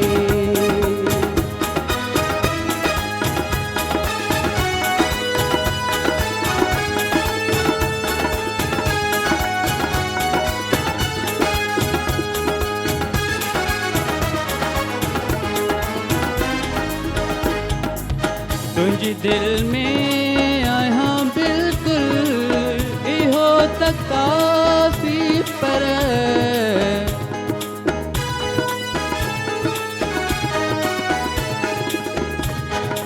तुंहिंजी दिलि में आहियां बिल्कुलु इहो बि काफ़ी, पर तुंहिंजे नेननि में टिकण जो मज़ो पंहिंजो आहे, तुंहिंजे नेननि में टिकण जो मज़ो पंहिंजो आहे, तुंहिंजे पाड़े में रहण जो मज़ो पंहिंजो आहे, तुंहिंजे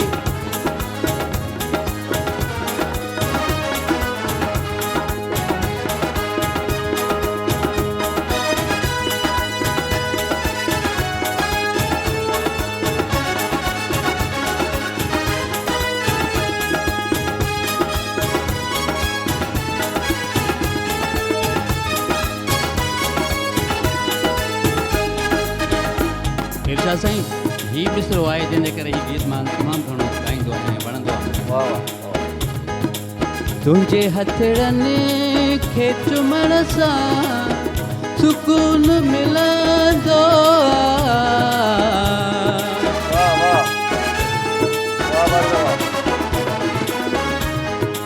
तुंहिंजे हथड़नि खे चुमण सां सुकून मिलंदो,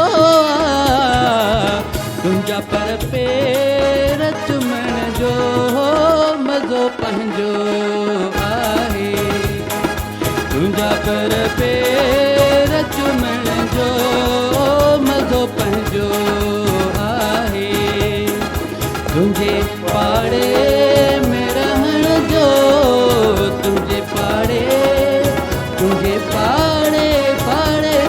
पाड़े में रहण जो मज़ो पंहिंजो है, तोसां हर रोज़ मिलण जो है मज़ो पंहिंजो आहे।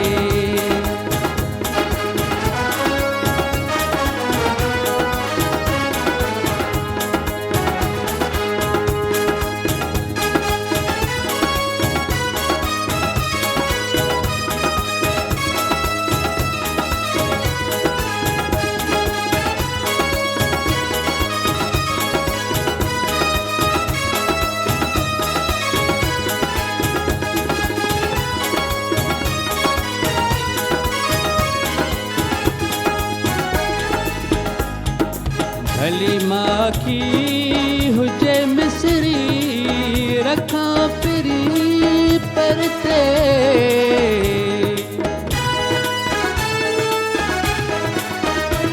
कल ग ग ग ग ग ग गम गर ग ग ग ग ग ग गम गर ग ग धप म ग ग ग ग ग ग ग ग ग ग ग गम गर ग सरे नि ज ध नि प म प ध नि सरे ग रे ध ध ध प म ग रे ध हलीमा की हुजे मिसरी रखा फिरी परते चाह इरशाद चखण जो मज़ो पंहिंजो आहे चाह इरशाद चखण जो है मज़ो पंहिंजो आहे तुंहिंजे पाड़े में रहण जो तुंहिंजे पाड़े में रहण जो मज़ो पंहिंजो है तोसां हर रोज़ मिलण जो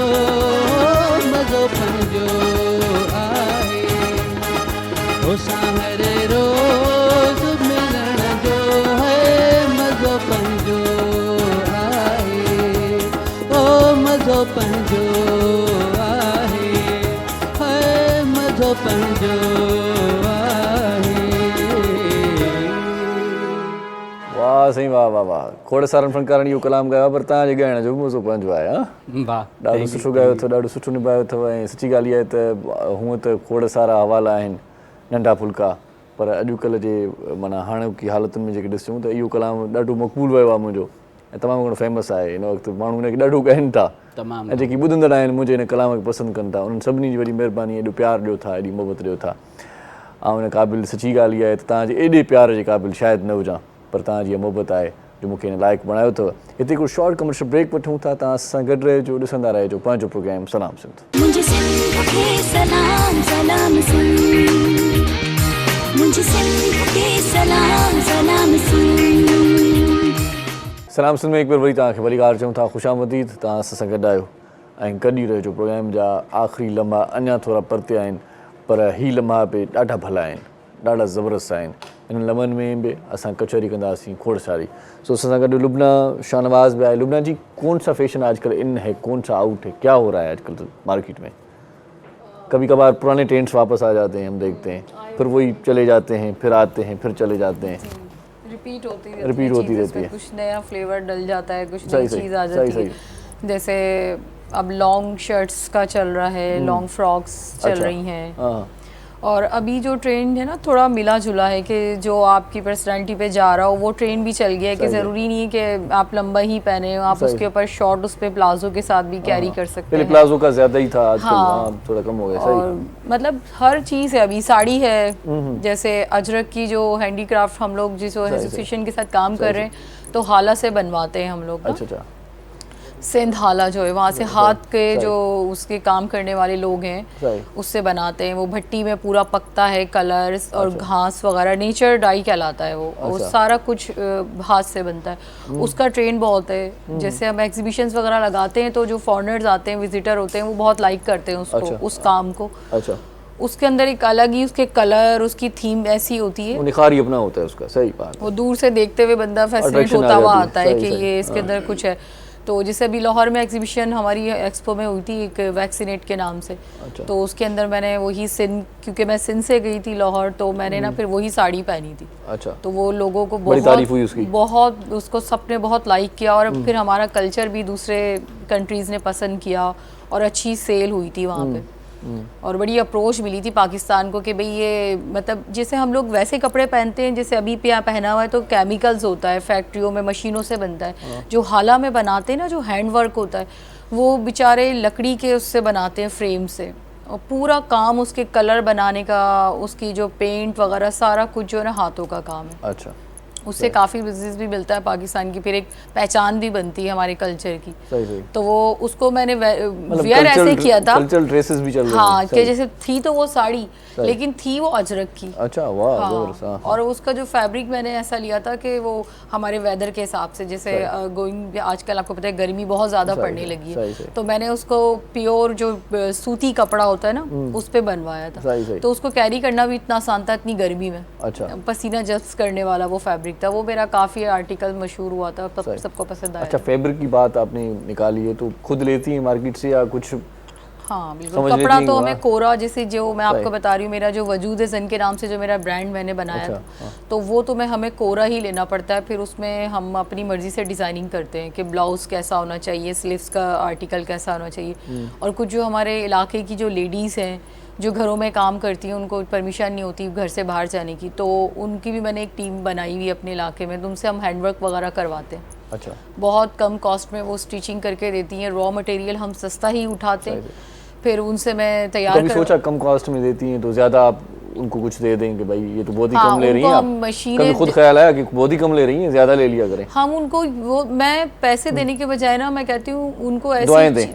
नहीं, दुआओं के साथ आपको प्रैक्टिकल भी कुछ करने की जरूरत। दुआ करके बैठे रहेंगे कि भाई बारिश हो जाए, ऐसे नहीं होता। हम उन्हें मशीनें दे देते हैं, और जिस उनके बच्चों की स्कूल की दुआ फीस कोई नहीं लेता, पैसे ही लेते हैं, कहते हैं दुआ कुछ और। अभी दुआ भी वर्क कर रही है, मगर ज़्यादा कोशिश ज़्यादा ज़रूरी है। दुआ भी जब कबूल होती है जब उसमें कोई कोशिश हो। सही। अब साधु बन के बैठ जाए जंगल में ऐसे करके कि भाई मेरा मसला लो, जैसे नहीं होता। उस जंगल से आपको जरा नहीं, वो ऐसे बैठ जाए आप, आपका मसला हल नहीं होगा, दूसरों के मसले हल करने बैठ जाएंगे। लोग आएंगे आपके पास, कहेंगे भाई बहुत बड़ा साधु, फेरने से बजाय बंदा अपने आप को भी फेर के देखे ना मसलों से हल करने के लिए। सही बात है। तो क्योंकि मैंने काफ़ी उससे काम स्टार्ट किया घर से, तो मैं समझती हूँ कि जो कॉम्प्लिकेशन लेडीज़ को आती हैं, हमें हर चीज़ देखनी पड़ती है, फैमिली भी देखनी पड़ती है। अच्छा, घर से शुरू किया, इस पे एक सवाल बन रहा है, कहते हैं कि भाई हर चीज़ घर से स्टार्ट करनी चाहिए। पहले कोई डिज़ाइन वगैरह बना के बेची भी घर में थी किसी को? हाँ, मैं ये दी भी घर में थी। हाँ, मैंने ले लें, मेरा स्टार्ट आपसे ही है। ऐसा हुआ कि जो अपने कुर्तीज़ ली थी बाहर से आई थी, उनका डैमेज माल आया था बाहर से, एक्सपोर्ट किया था, वो वापस आ गया साइज़ की वजह से, तो वो मैंने पूरा सारा ख़रीद लिया था उस फैक्ट्री से। तो फर्स्ट टाइम जब बच्ची मेरी बड़ी ट्यूशन पढ़ने गई थी, तो वो मैंने उसके बैग में डाल दी 10-12 कुर्तियाँ कि जाओ अपनी टीचर को दिखाना, और ख़ुद भी उसने पहनी हुई थी। तो फिर सबको पता चला कि भाई नया बिजनेस स्टार्ट किया है मैंने। इस तरीके से स्टेप बाय स्टेप बंदा आगे बढ़ता है। तो वो उन्होंने पसंद किया या वापस लेके आई? नहीं, उन्होंने उसी वक्त ही 6-7 खरीद ली। उससे मुझे भी हिम्मत हुई कि भाई कुछ वर्थ है इसके अंदर। अच्छा। इस काम में कुछ वर्थ है। और वो माशाल्लाह बड़ा प्रॉफिट उसने मुझे दिया था। उस 10,000 से मैंने खूब कमाया, एक्सपीरियंस। उसके बाद शोर की क्या सूरत है? खुश होते हैं कि भाई अच्छा है, हाथ बटा रही है घर में? नहीं, वो शुरू में तो बड़े वरी अबाउट हुए कि ये मतलब क्या तुम कर रही हो, हर वक्त इतना एंगेज रहती हो, घर डिस्टर्ब नहीं होना चाहिए, बच्चे डिस्टर्ब नहीं होना चाहिए। असल में खुद के लिए कह रहे थे कि मैं डिस्टर्ब नहीं हूँ। हाँ, वो तो फिर उन्हें तो फिर डिस्टर्ब हुए ना, वो जब देखा ये तो काम सही चले ये तो जोक, क्योंकि जब हम नाम तो डिस्टर्ब हुए। आप एग्जीबिशन में कहीं बाहर चली गई तो कभी मैसेज किया मिस यू? नहीं, मैंने मेरे हस्बैंड इजाजत, आ जाओ वापस, अपनी घर गृहस्थी संभाल लो। जी देते नहीं थे, तो मैंने नाम भी उन्हीं के रखा। शाहनवाज से मैंने शाह बुटीक नाम रखा। शाह बुटीक जी। अच्छा। मैंने कहा आपके ही नाम पे मैं आगे इसको वो करूं, लेकिन रजिस्टर्ड कंपनी मैंने अपने नाम से शाहनवाज शाह हो गए भाई। हाँ, क्या बात है, कंपनी मैंने अपने नाम से शाह साहब, शाहनवाज शाह साहब हो गए। जी सही। फिर एग्जीबिशंस वगैरह के लिए जब लोगों ने बोला कि जाएं आप चलें, क्योंकि यार इंटरनेशनल वालों ने मेरी जनरी स्टोरी बनाई, पूरी यूट्यूब पर आई, लोगों ने काफ़ी पसंद की, तो उन्होंने हमें इस्लामाबाद मुझे बुलवाया था। अच्छा। इंट्रोड्यूस करवाया सबसे कि भाई इस तरीके से भी कर सकती हैं लेडीज़, ये नहीं कि आप बिजनेस कर रही हैं तो बस आप हवाओं में ही उड़ते रहे, फैमिली छोड़ दें, घर छोड़। मुझे भी ले चलो साथ में, मैं भी देखूं एग्जीबिशंस कैसे होते हैं, क्या होता है, मैं भी थोड़ी तफरी कर लूंगा। तो हाँ, वो तफरी के पॉइंट ऑफ व्यू से तो हो गए और जमा की तफरी की उन्होंने कमाल की तफरी की। नेक्स्ट टाइम मैंने कहा आप घर बैठे मैं खुद ही जाऊंगी अब जब हम लोग कोयटा वगैरह गए तो फिर मैंने बच्चों को कहा अब आप चलो, फिर ऐसे मैं बारी बारी लेके जाती रही सबको। तो बारी बारी क्यों, एक साथ कोई मतलब एक साथ एग्जीबिशन में काम होता है, हम लोग 3 दिन तक खड़े ही रहते हैं सेल के लिए, मुस्तकिल हमें डीलिंग करनी पड़ती है, पब्लिक डीलिंग होती है। और जिससे भी आप लोग अभी बात कर रहे थे कि किसी का एक्सपीरियंस अच्छा नहीं होता ऑनलाइन का, तो एग्जीबिशन का एक पर्पस मेरा ये भी होता है कि जो हम अपनी जो मेरी ब्रांड है, जो मेरा फैब्रिक है, जो नेचर है, उसको मैं लेके जाके प्लेटफॉर्म पे दिखाती हूँ, फिजिक दिखाती हूँ कपड़े की क्वालिटी।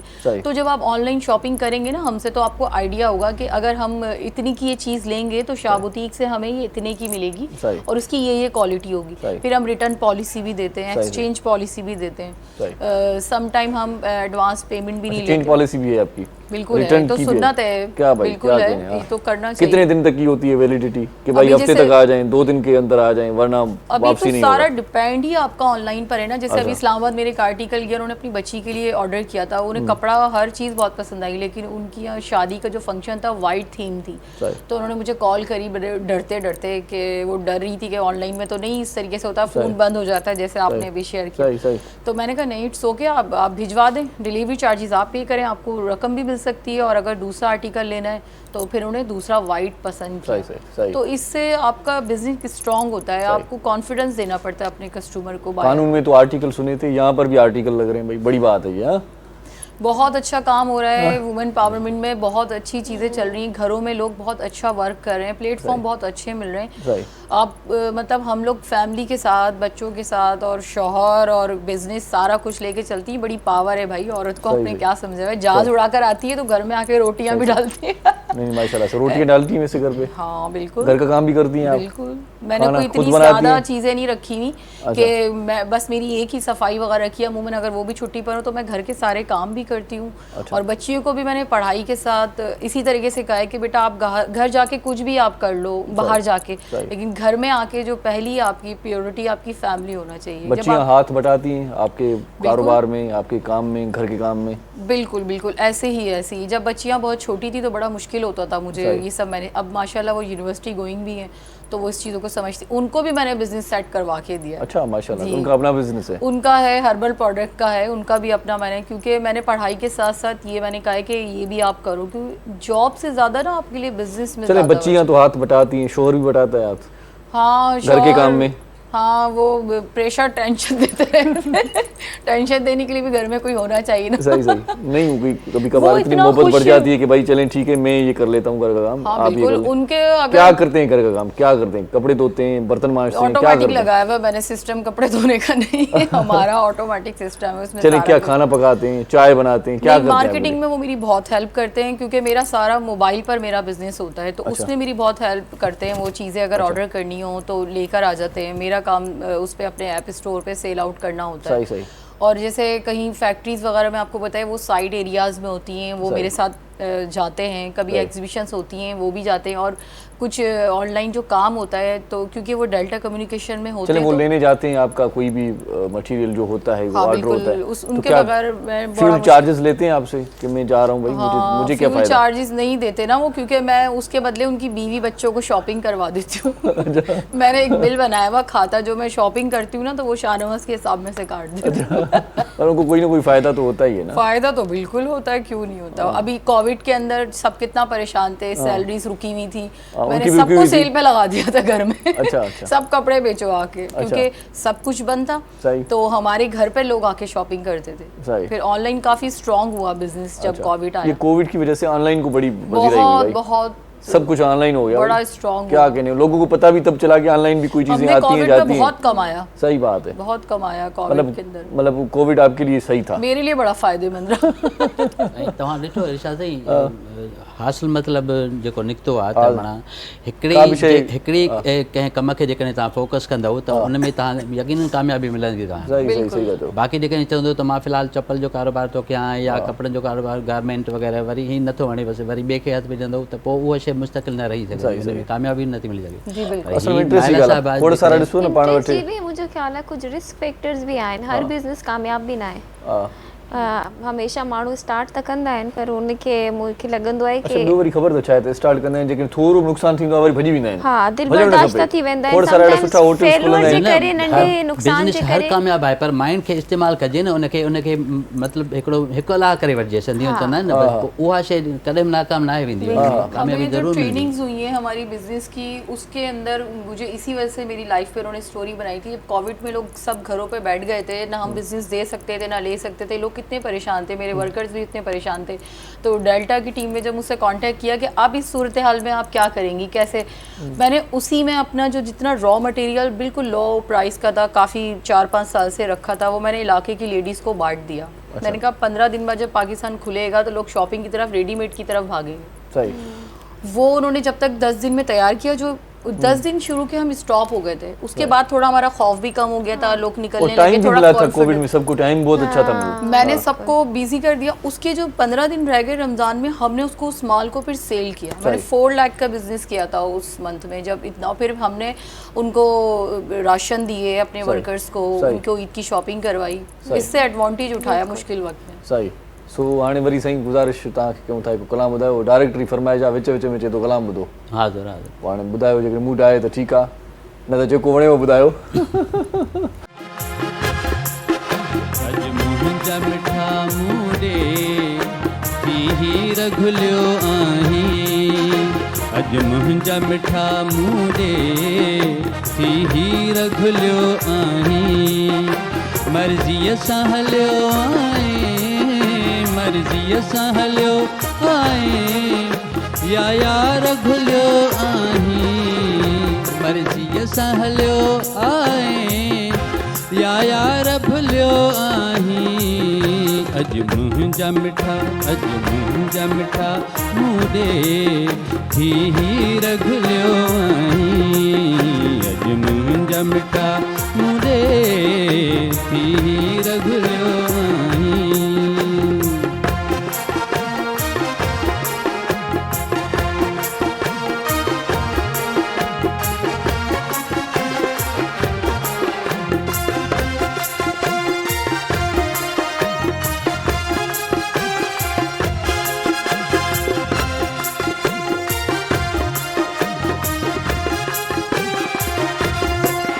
ईअं चंड चवां तोखे, चंड तुंहिंजो लॻे बानो,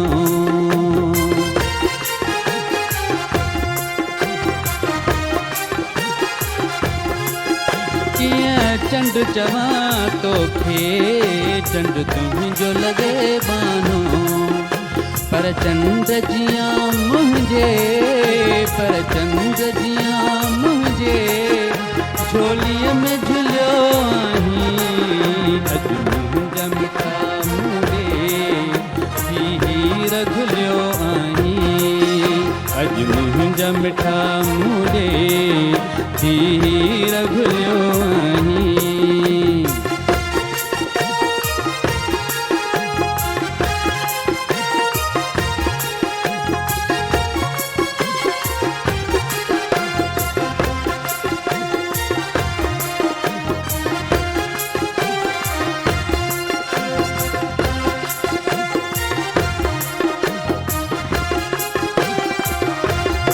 वेझो थो वञी पवंदो, ॻाल्हियूं थो करी मिठड़ियूं,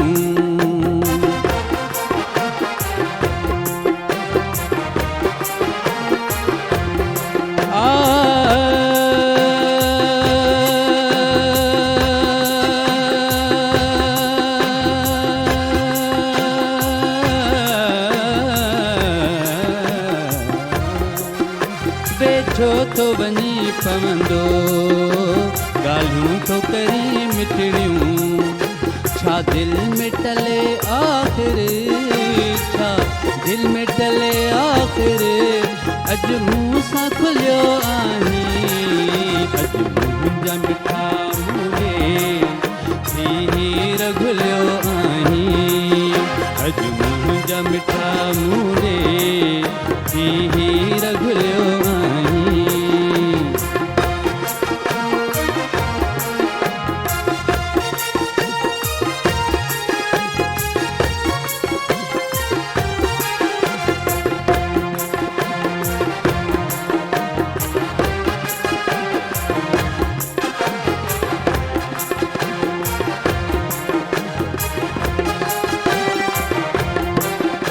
आसमन अकेले खे हर कंहिंखे वणी थो तूं, आसम नथन शाही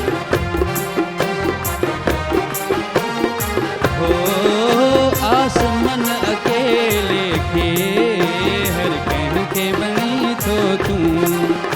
आहा क तुंहिंजी हर जा आहा क तुंहिंजी हर जा हर हंध हुलियो आहीं अॼु मुंहिंजा मिठा मूंडे हीर घुलियो आहीं अॼु मुंहिंजा मिठा मूंडे हीर घुलियो आहीं मर्ज़ीअ सां हलियो आहीं मर्ज़ीअ सां हलियो आहीं या यार भुलियो आहीं अॼु मुंहिंजा मिठा मूंडे हीर घुलियो आहीं अॼु मुंहिंजा मिठा मूंडे हीर घुलियो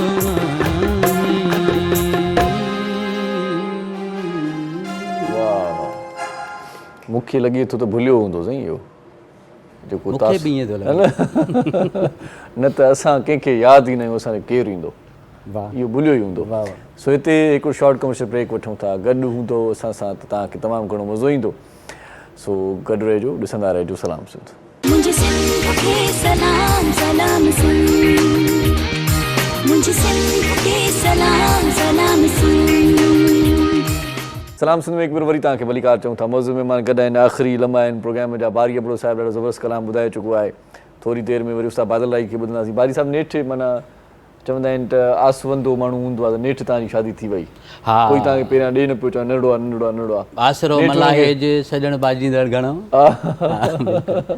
उहो कंहिंखे बि नथो छॾे ऐं पोइ दोस्त मिसाल ॾियनि पिया जेकॾहिं बारीअ ॾींहुं शादी थी वई आहे त पोइ हर कंहिंजी थी सघे थी सही सही त पोइ हुते छा माना स्टेज ते बीठा हो हुनजी शादी थिए पई त माण्हू ॾिसनि पिया त नज़र अचे पियो घोटु ईअं नंढड़ो ॻोल्हींदा पिया वञनि किथे आहे घोटु किथे आहे छा सूरत हाल हुई नज़र अचां पियो पर हार पातल हो त सभिनी ख़बर हुई त इहो ई आहे घटि नज़र अचां पियो ही कोट पातल हुयो इहो ई हुयो हा शादी में सिबरायो अञा ताईं माना पियो आहे इहो पाईंदा न आहियो छा हूअं पाईंदो रहंदो आहियां अच्छा पोइ बि ॻरे नथो रेगुलर पाईंदो ॻरे नथो पोइ शयूं ख़बर अथव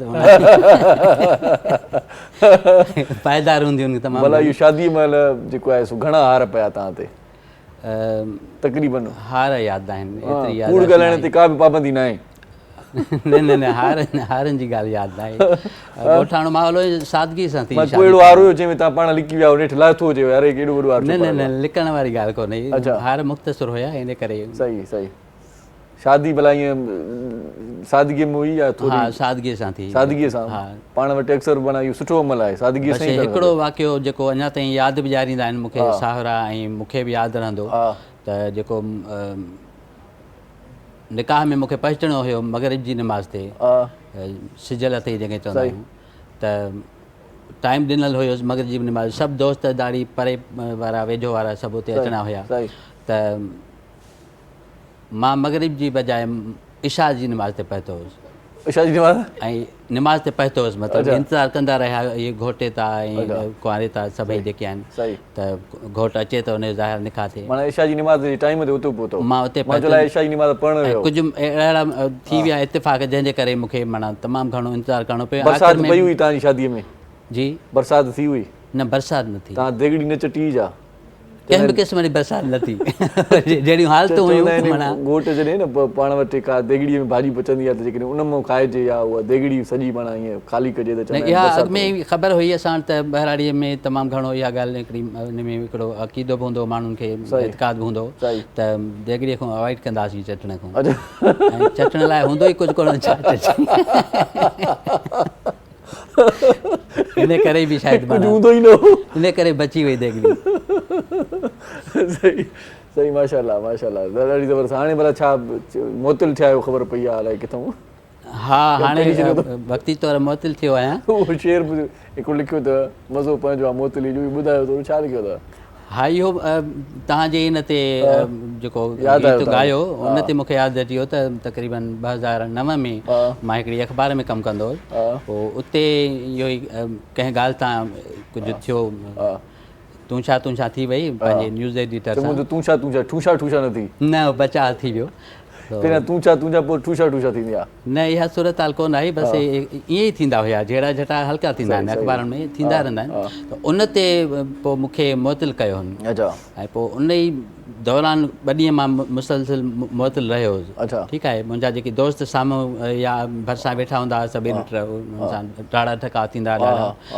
कचहरियूं थींदियूं, खिल भुग थींदी। पर मुअतली खां पोइ मां ॾिठो त माना बिल्कुलु जेको आहे न उहे ईअं पासीरा थी विया ॼण मूंखे सुञाणीनि कोन पिया। सही सही। त असां मथां हिन में साइड में अची वञूं, असांखे धुर बणाए असांखे बि कढी छॾियो, असांखे यार दोस्त ईअं थींदो आहे, दोस्त मिलण छॾे ॾींदा। हा बिल्कुलु। त उन ते मूं पोइ उहा शाइरी कई हुई त मोतलीअ जो मज़ो पंहिंजो आहे, मोतलीअ जो मज़ो ई पंहिंजो आहे, हा बेहसीअ जो मज़ो ई पंहिंजो आहे, हा वेझो हूंदे बि पंहिंजे यारनि जी हा, बेरुखीअ जो मज़ो ई पंहिंजो आहे। वाह वाह वाह वाह वाह। उन खां पोइ त सॼो पूरो गज़ल हुयो, सही। पर यादि इहो ई आहे। सही सही। गज़ल मज़ो ई पंहिंजो आहे, माना ॾाढो हिकिड़ो मज़ेदार जेको आहे न रदीफ़ आहे हिन ते। तव्हां बि बहितरीनु तबाह में कई आहे, तव्हांजी त अञा वधीक आहे। साईं न न तव्हां पंहिंजो, तव्हांजी बि माना इहो मोतलीअ जो मज़ो त अञा पंहिंजो आहे न। मोतलीअ मज़ो ई पंहिंजो आहे बिल्कुलु। सही। उहा जेका कैफ़ियत हिन ॿिनि ॾींहंनि वारी उहा मूंखे ख़बर आहे। सही सही। उरूज जी कोविड का जैसे बता रही थी, कोविड में आपने कौन से फ़ायदे लिए, फ़वाइद बताएं कोविड के कुछ। कोविड के फ़ायदे ये नहीं हुए, बस ये हुआ कि मैंने अपना बिजनेस स्टार्ट किया उस वक्त, क्योंकि पहले शौकिया करती थी। अच्छा अच्छा, सबने कोविड में ही किया बिजनेस, बिजनेसमैन गाइस ज़्यादा बन गए कोविड में, ये बात है। सब परेशान थे उसमें ना, तो उसमें मैंने स्टार्ट किया था। पहले उससे पहले मैंने सिर्फ स्टॉल्स लगाए थे ज्वेलरी के ना, वो बहुत मेरे कामयाब गए थे, हिट गए थे मेरे, मतलब नॉर्मल बाजार में ना, तो वो मेरे बहुत अच्छे गए थे, आर्टिकल्स मेरे बहुत अच्छे हिट गए थे। मतलब लोगों को यकीन नहीं आ रहा था कि मैंने वो ज्वेलरी ना हाथ से बनाई है। आपको खुद को यकीन आ रहा था? नहीं, मुझे खुद को जाहिर सी बात है, मैंने मेहनत की। कभी कभार ऐसा होता है भाई, हम भी शायर है ना, कोई तकलीफ होती है तो खुद भी यकीन नहीं आता, यार मैंने लिखा है इतना अच्छा। हाँ, कुछ चीज़ें ऐसी मैंने बनाई है कि जो वाकई में नहीं लगता, वो मैं खुद भी नहीं मान सकती कि वो मैंने बनाई है। जादू से बन गई, पता नहीं कैसे नहीं, मतलब मुझे ये है कि मुझे क्रेज है मतलब आर्ट का ना, तो मैं कहती हूँ उसमें फिनिशिंग होनी चाहिए। लोग कहते हैं कि जो आर्ट है ना, मतलब हम हैंडीक्राफ्ट कर रहे हैं, हाथ से कर रहे हैं, तो वो उस पर कुछ ना कुछ एरर्स होते हैं। मैं कहती हूँ क्यों, मशीन में एरर्स हो सकते हैं, हाथ में आपके एरर्स नहीं हो सकते, क्योंकि अल्लाह ने दिए ना आपको हाथ। तो आपका काम इस तरह का होना चाहिए कि लोग यकीन ना करें। मैंने जब स्टॉल लगाया था तो एक कपल मेरे पास आया ना ज्वेलरी खरीदने के लिए, तो उनकी वाइफ ने मुझसे पूछा कि ये हैंडीक्राफ्ट है, तो मतलब हाथ का बना हुआ है। मैंने कहा जी मैंने हाथ से बनाया ना सर। तो उनके हस्बैंड मुझे कहने लगे नहीं आप झूठ बोल रही हैं, ये ना मशीनरी का बना हुआ है, मैं यकीन नहीं कर सकता। तो मैंने कहा लोग बुरा मनाते हैं, लेकिन मेरे लिए सबसे अच्छी चीज़ ना आपका ये कमेंट है कि भाई क्या कहते हैं, आप मान ही नहीं रहे कि ये हाथ का बना हुआ है ना, तो मेरे लिए तो ऑनर की बात है ना ये कि आपने किस तरह से बनवाया, कसमें उठाई? नहीं, मैंने कोई भी कसम नहीं उठाई, कुछ भी नहीं किया, बस मेरे लिए नहीं, मेरे लिए फख्र की चीज़ थी कि कोई मान ही नहीं रहा कि मैंने हाथ से बनाया है वो। कि मैं फिनिशिंग का बहुत ख्याल रखती हूँ, क्वालिटी का। चलें जी, लुबना जी मुझे ये बताएं, माशाल्लाह से अल्लाह आपकी सेहत और अच्छी करे। ना करे क्यों ना करे? हाँ क्या कहूँ, कमजोर करे अल्लाह, क्या कहूँ बताएं, जो बताएं आप, मैं वो दुआ करूँ। सेहत अच्छी से बंदा फिर मोटा। तो मुझे ये बताएं कि ये उम्र चोरी का राज क्या है, क्या खाती हैं आप? एंटी एजिंग के। नहीं कुछ नहीं, मतलब जिंदगी ने सुकून ही नहीं रहने दिया जो कि मैं मोटी हो जाती। सही। और वो मतलब मैंने अपने आप को बिजी रखा। पहले बच्चों में क्या कर रही है कुछ बता दें, तो हम कहीं जाते अल्लाह के दिए से बता दें, किसी का फायदा हो जाएगा। पराठे ही खाती हूँ भाई, चावल ही खाती हूँ। पराठों से बंदा हेल्दी हो जाता है, मोटा छोटा हो जाता है। अभी मेकअप रूम में वैसे भी ऑर्डर कर रही थी कुछ बिरयानी वगैरह। हाँ, मैंने अपनी कजन को भी कहा लंच पर आ रहे हैं, ऐसा कुछ भी नहीं, खाने पीने की बहुत फिर भी लगता नहीं है। खाती भी अच्छा हूँ, सोती भी बहुत सुकून, मैं पॉजिटिव बहुत सोचती हूँ। किसी डॉक्टर को दिखा दे, क्यों नहीं लगता? डॉक्टर को, मैं डॉक्टर के पास गई जब बहुत कि भाई आप कुछ वेट गेन करने का बता रहे, उन्होंने कहा इस डिज़ाइन में औरतें बहुत कम है पाकिस्तान, आप मत मोटी। मैंने कहा बच्चे जब छोटे थे तो कोई मतलब सब्जी लेने जाओ, मार्केट जाओ, तो वो बता आप चुप करें आंटी को ले। मैंने कहा भाई मेरे बच्चे भी घर में बैठे। सही। तो वो मतलब कोई एक वो नहीं करते थे कि इतना। मेरी सास मुझे कहती थी भाई तुम नहीं जाओगी बाहर, फला बंदा चलेगा, तुम नहीं निकलोगी बाहर। अच्छा। तो बड़ा, और घर में भी क्योंकि मैं अपने पेरेंट्स की बहुत बुढ़ापे की औलाद थी, बड़े बहन भाई काफ़ी बड़े थे, तो मतलब रिस्पेक्ट मिलने में नहीं आ रही थी। फिर फिजिक भी आपकी ऐसी हो, तो मैं तो बड़ी परेशान हो गई। जब मैंने बिजनेस किया तो फिर मुझे रिस्पेक्ट मिली। सही। लोगों ने माना इस चीज़ को, जाना भी, और सर्कल इतना अच्छा वरना रिलेटिव्स में, घर में, कहीं पे भी जो है ना कोई इतनी रिस्पेक्ट नहीं। गुस्सा आता है आपको? गुस्सा आता है वैसे? मेरा गुस्सा बहुत खतरनाक। गुस्सा आ रहा है तभी आपकी सेहत नहीं बन गई? नहीं, मैं चिड़ू नहीं हूँ, मैं बहुत वो हूँ जूली टाइप की, मैं बिल्कुल ऐसा कुछ भी नहीं है। अच्छा। नहीं। तो खुशी में क्या कर दी हैं आप? खुशी होती है, मैं मुश्किल वक्त कितना है, मुश्किल की बात ही नहीं क्रिटिकल कर गुजर से रहा, ना खुशी की बात पॉजिटिव करो। सोचें। खुशी में क्या मैं करती खु- हैं? मैं कोई खुशी चीज बिक गई भाई, अच्छे दामों में बिक गई, वो कुछ अच्छा हो गया, अल्हम्दुलिल्लाह मेरा माशाल्लाह से क्या होता है फिर? अल्हम्दुलिल्लाह क्या अल्लाह क्या का करती हैं? मतलब पंगड़ा खुशी डालती हैं, क्या करती हैं? हाँ ये है कि मैं खुश होती हूँ, दोस्तों की गैदरिंग में मैं बहुत इंजॉय करती हूँ, आइसक्रीम बहुत इंजॉय करती गैदरिंग हूँ। में खर्च करती हैं या करवाती हैं? मैं गैदरिंग में खर्च अच्छा क्या करती लगता है, खर्च करना या करवाना? मुझे बहुत खुशी होती है, मेरे लिए बड़े ऑनर की बात है कि मैं बड़ा दुआ करती थी कि मैं खुद ज़कात दूं, मैं कुर्बानी अपने मतलब पैसों किसी से को कुछ करूं, खिला खुद रही हैं, करती ज़कात दे रही हैं आप? मतलब अल्लाह ने आपकी अहलियत ऐसी बना दी ना कि आप इतने उस ये दोस्त इसके सुन रहे भाई, कर दिया जिनको भी कुछ खिलाया हो इन्होंने, तो ये ज़कात समझ कर खिला रही हैं। ये दोस्त ये भी बैठी हुई, हम लोग बहुत इंजॉय करते हैं अपने जो हम लोग सदके ज़कात खैरात इस तरह से आप देती हैं? ज़कात खैरात करके भी इंजॉय करते हैं और पार्टी में भी बहुत हम लोग खर्च अच्छा करते ये हैं। क्यों होता है? कोई मोबाइल अगर गुम हो गया तो हम कहते हैं चलो अच्छा हुआ सदका निकल गया, ऐसे किसी को नहीं देते हम? नहीं, मोबाइल गुम हो गया तो वो आपकी अपनी गलती ना, नहीं, वो तो कहते हैं आपका ना, दिल को हादसा हो तसल्ली गया। दे के ये कहते हैं कि भाई चलो अच्छा हुआ सदका निकल गया। ये बला टल गई। फ्रॉड तो होता है ऐसे ऐसा कोई नहीं। मांग ले, मुझे दे दें आप, सदके के तौर पर दे दें, किसी को नहीं देंगे, और गुम हो जाए फिर कहते हैं कि सदका नहीं निकल गया। नहीं नहीं, हम बाकायदा पूरा, मेरा एक सिस्टम है बिजनेस का, मैं ज़कात भी करती हूँ अपने ही पैसों से, मेरी कुर्बानी भी मैं अपने पैसों से, हमारा दोनों मियाँ बीवी का ये है, वो अपने पैसों से करते हैं, मैं ये मेरे लिए बड़े ऑनर की वैसे बात आपके है। शोहर को कुर्बानी करनी नहीं चाहिए, वो तो कुर्बान हो चुके थे पहले। हाँ वो पहले शादी से पहले कुर्बान। ने अॼुकल्ह जे दौर में जेकॾहिं वाकई के ज़कात ॾिए थो या कुर्बानी करे थो या हिकिड़ी वॾी औरत भी गनीमत करना आहे, अलाह जी चाहिए, महिरबानी औरत आहे को भी हिन ते। करना हाँ जी, हाँ। त हींअर त केरु कंडीशन हालतूं कहिड़ियूं तव्हां ख़बर आहे? तव्हां बि कुर्बानी कंदा आहियो न साईं? हाँ शुक्र आहे। असां त अञा कुर्बान थियण वारी मुंद में लाल आहियूं।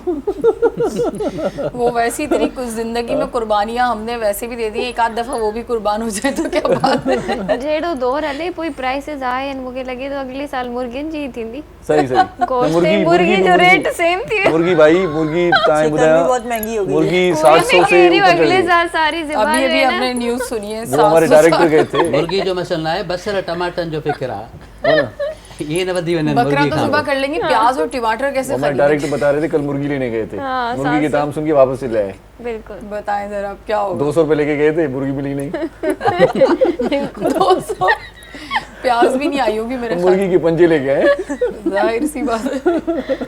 तो पहले 400 किलो थी ना, 2-4 हाँ। महीने पहले की बात है। अभी तो वो 700 इस हिसाब से 800 200 लेके गए, आधा किलो महंगाई मियां का बीवी खा रोना लेंगे। हम लोग बहुत रोते हैं और ये तो बढ़ेगी, कम नहीं होगी, तो अपने जराए बढ़ाएं आप आमदनी। सही। नहीं, मैं इसमें एक बात बोलूंगी कि जी। हम लोग कहते हैं ना, हम गवर्नमेंट को बहुत ब्लेम करते हैं कि सही। गवर्नमेंट कर रही है, लेकिन मैं कहती हूँ हमारी पब्लिक कर रही है ये चीज़। सही। देखिए अगर हम अपने मतलब अलग अलग खुद सोच लें ना कि हमने कुछ कम करना है, तो देखिए रमज़ान के अंदर दूसरे ममालिक के अंदर हर चीज़ कम हो जाती है और हमारी डबल से ट्रिपल हो जाती सही है। बात तो है। ऐसा क्यों होता सही। है? हमें खुद भी तो करना चाहिए ना, जैसे आटा बेच रहे हैं, जो दालें बेच रहे हैं, वो भी तो कुछ अपना उसमें करें ना, कि उसे कुछ कम करें, कम सही। रेट्स पे करें। अब अगर 100 आप भी रुपये अपनी चीजें जो मतलब मैं रीजनेबल प्राइस पे देती हूँ, देती है ना? मतलब अच्छी मैं बात है। कहती हूँ कि आप इतना क्यों कमा रहे हो, मतलब नॉर्मल उसकी भी तो आपको पूछ-गछ होगी ना अल्लाह के आगे साईं, जाकर। ईद में वॾो मसइलो आहे बारी साहिब, ईद ते ज़फ़र जिसकाणी बि शायदि हिन ॻाल्हि जो, ईद ते असां सैलून ते वेंदा आहियूं त उहे बि ॿीणा टीणा पैसा वठंदा आहिनि, ॾाढी त साॻी ब्लेड साॻियो अचे, ईद जी राति आहे, ईद जी खुदा ई कसम, ईद जी राति आहे त मां 400-500 रुपया। लेकिन गवर्नमेंट 100 रुपये बढ़ा रही है तो आप उसको 200 रुपये बढ़ा के दे रहे हो ना, तो ये टाइम गलत कम चीज़ होता है है ना।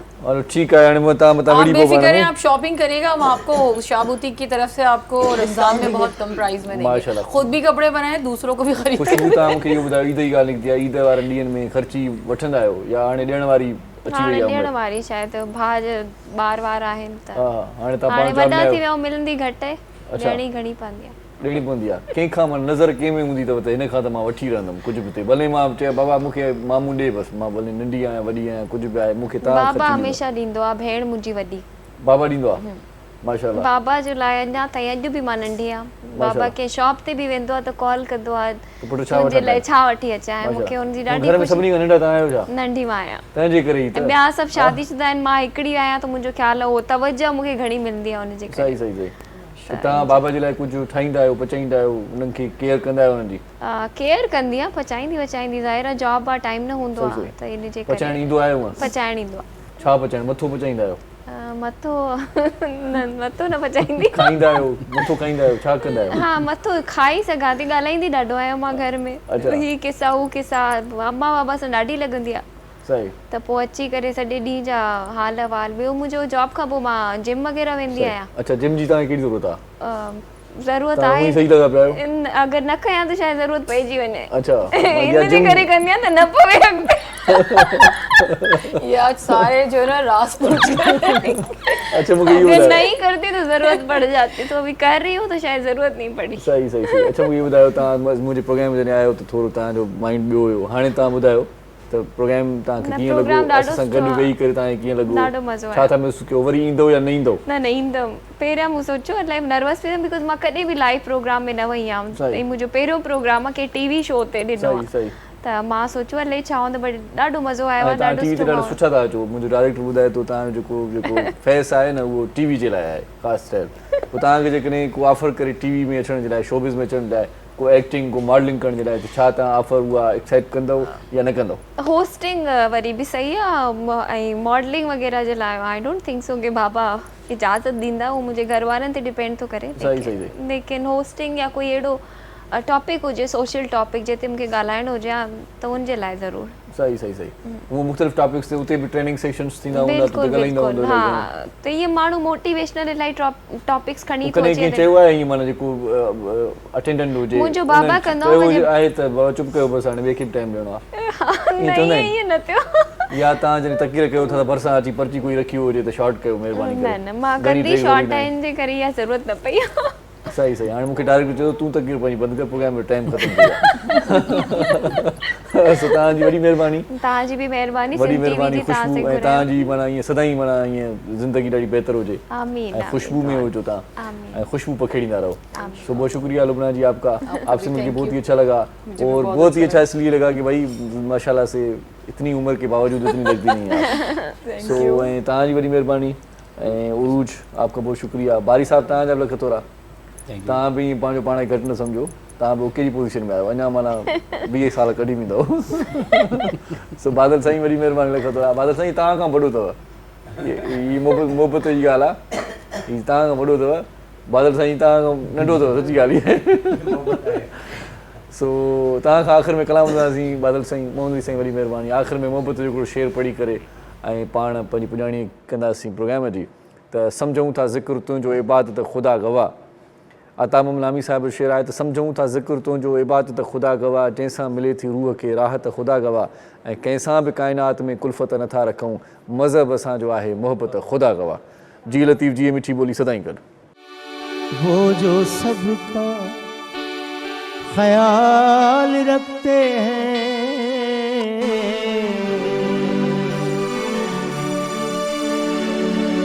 गुफ्तगू बा कमाल रखते हैं,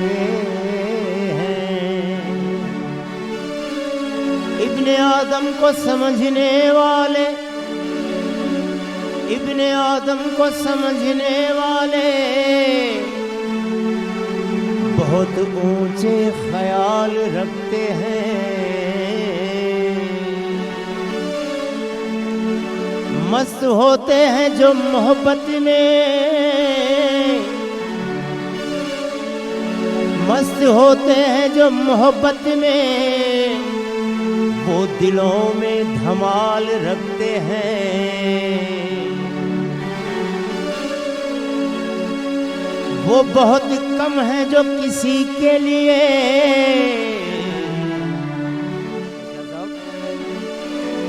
वो बहुत कम है जो किसी के लिए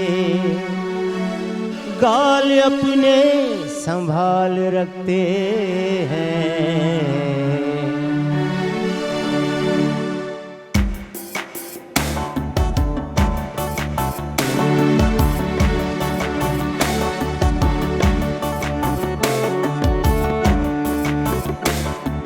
जब कोई प्यार से बुलाएगा, जब कोई प्यार से बुलाएगा, तुमको एक शख्स याद आएगा, जब कोई प्यार से बुलाएगा, तुमको एक शख्स याद आएगा।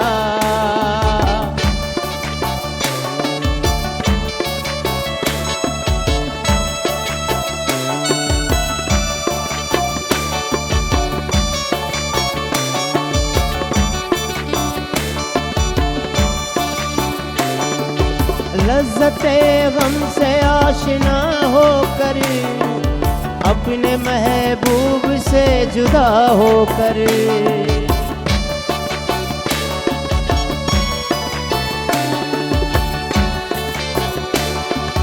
लज्जते गम से आशिना होकर, अपने महबूब से जुदा होकर।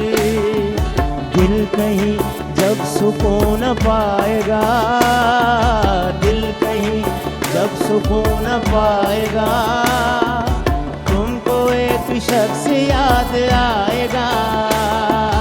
जब कोई प्यार से बुलाएगा, तुमको एक शख्स याद आएगा। वाह वाह वाह, क्या कहने उस्ताद, क्या कहने।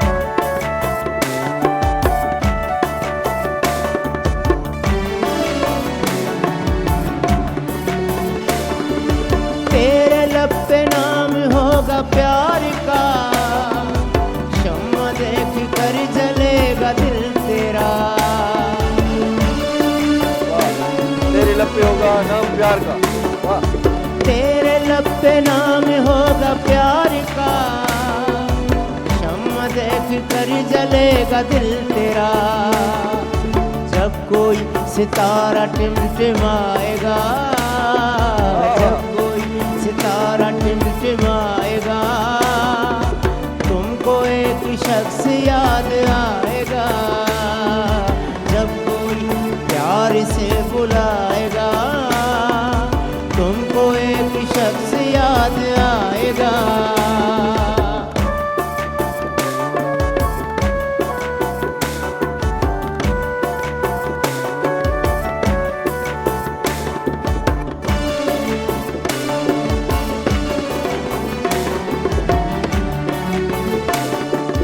जिंदगी के दर्द को सहोगे तुम, दिल का चैन ढूंढते रहोगे तुम। दिल का चैन ढूंढते रहोगे तुम, वाह। जिंदगी के दर्द को सहोगे तुम, दिल का चैन ढूंढते रहोगे तुम।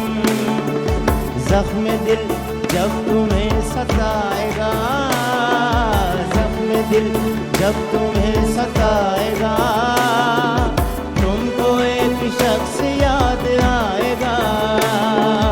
जब कोई प्यार से बुलाएगा, जब कोई प्यार से बुलाएगा, तुमको एक शख्स याद आएगा, तुमको एक शख्स याद आएगा।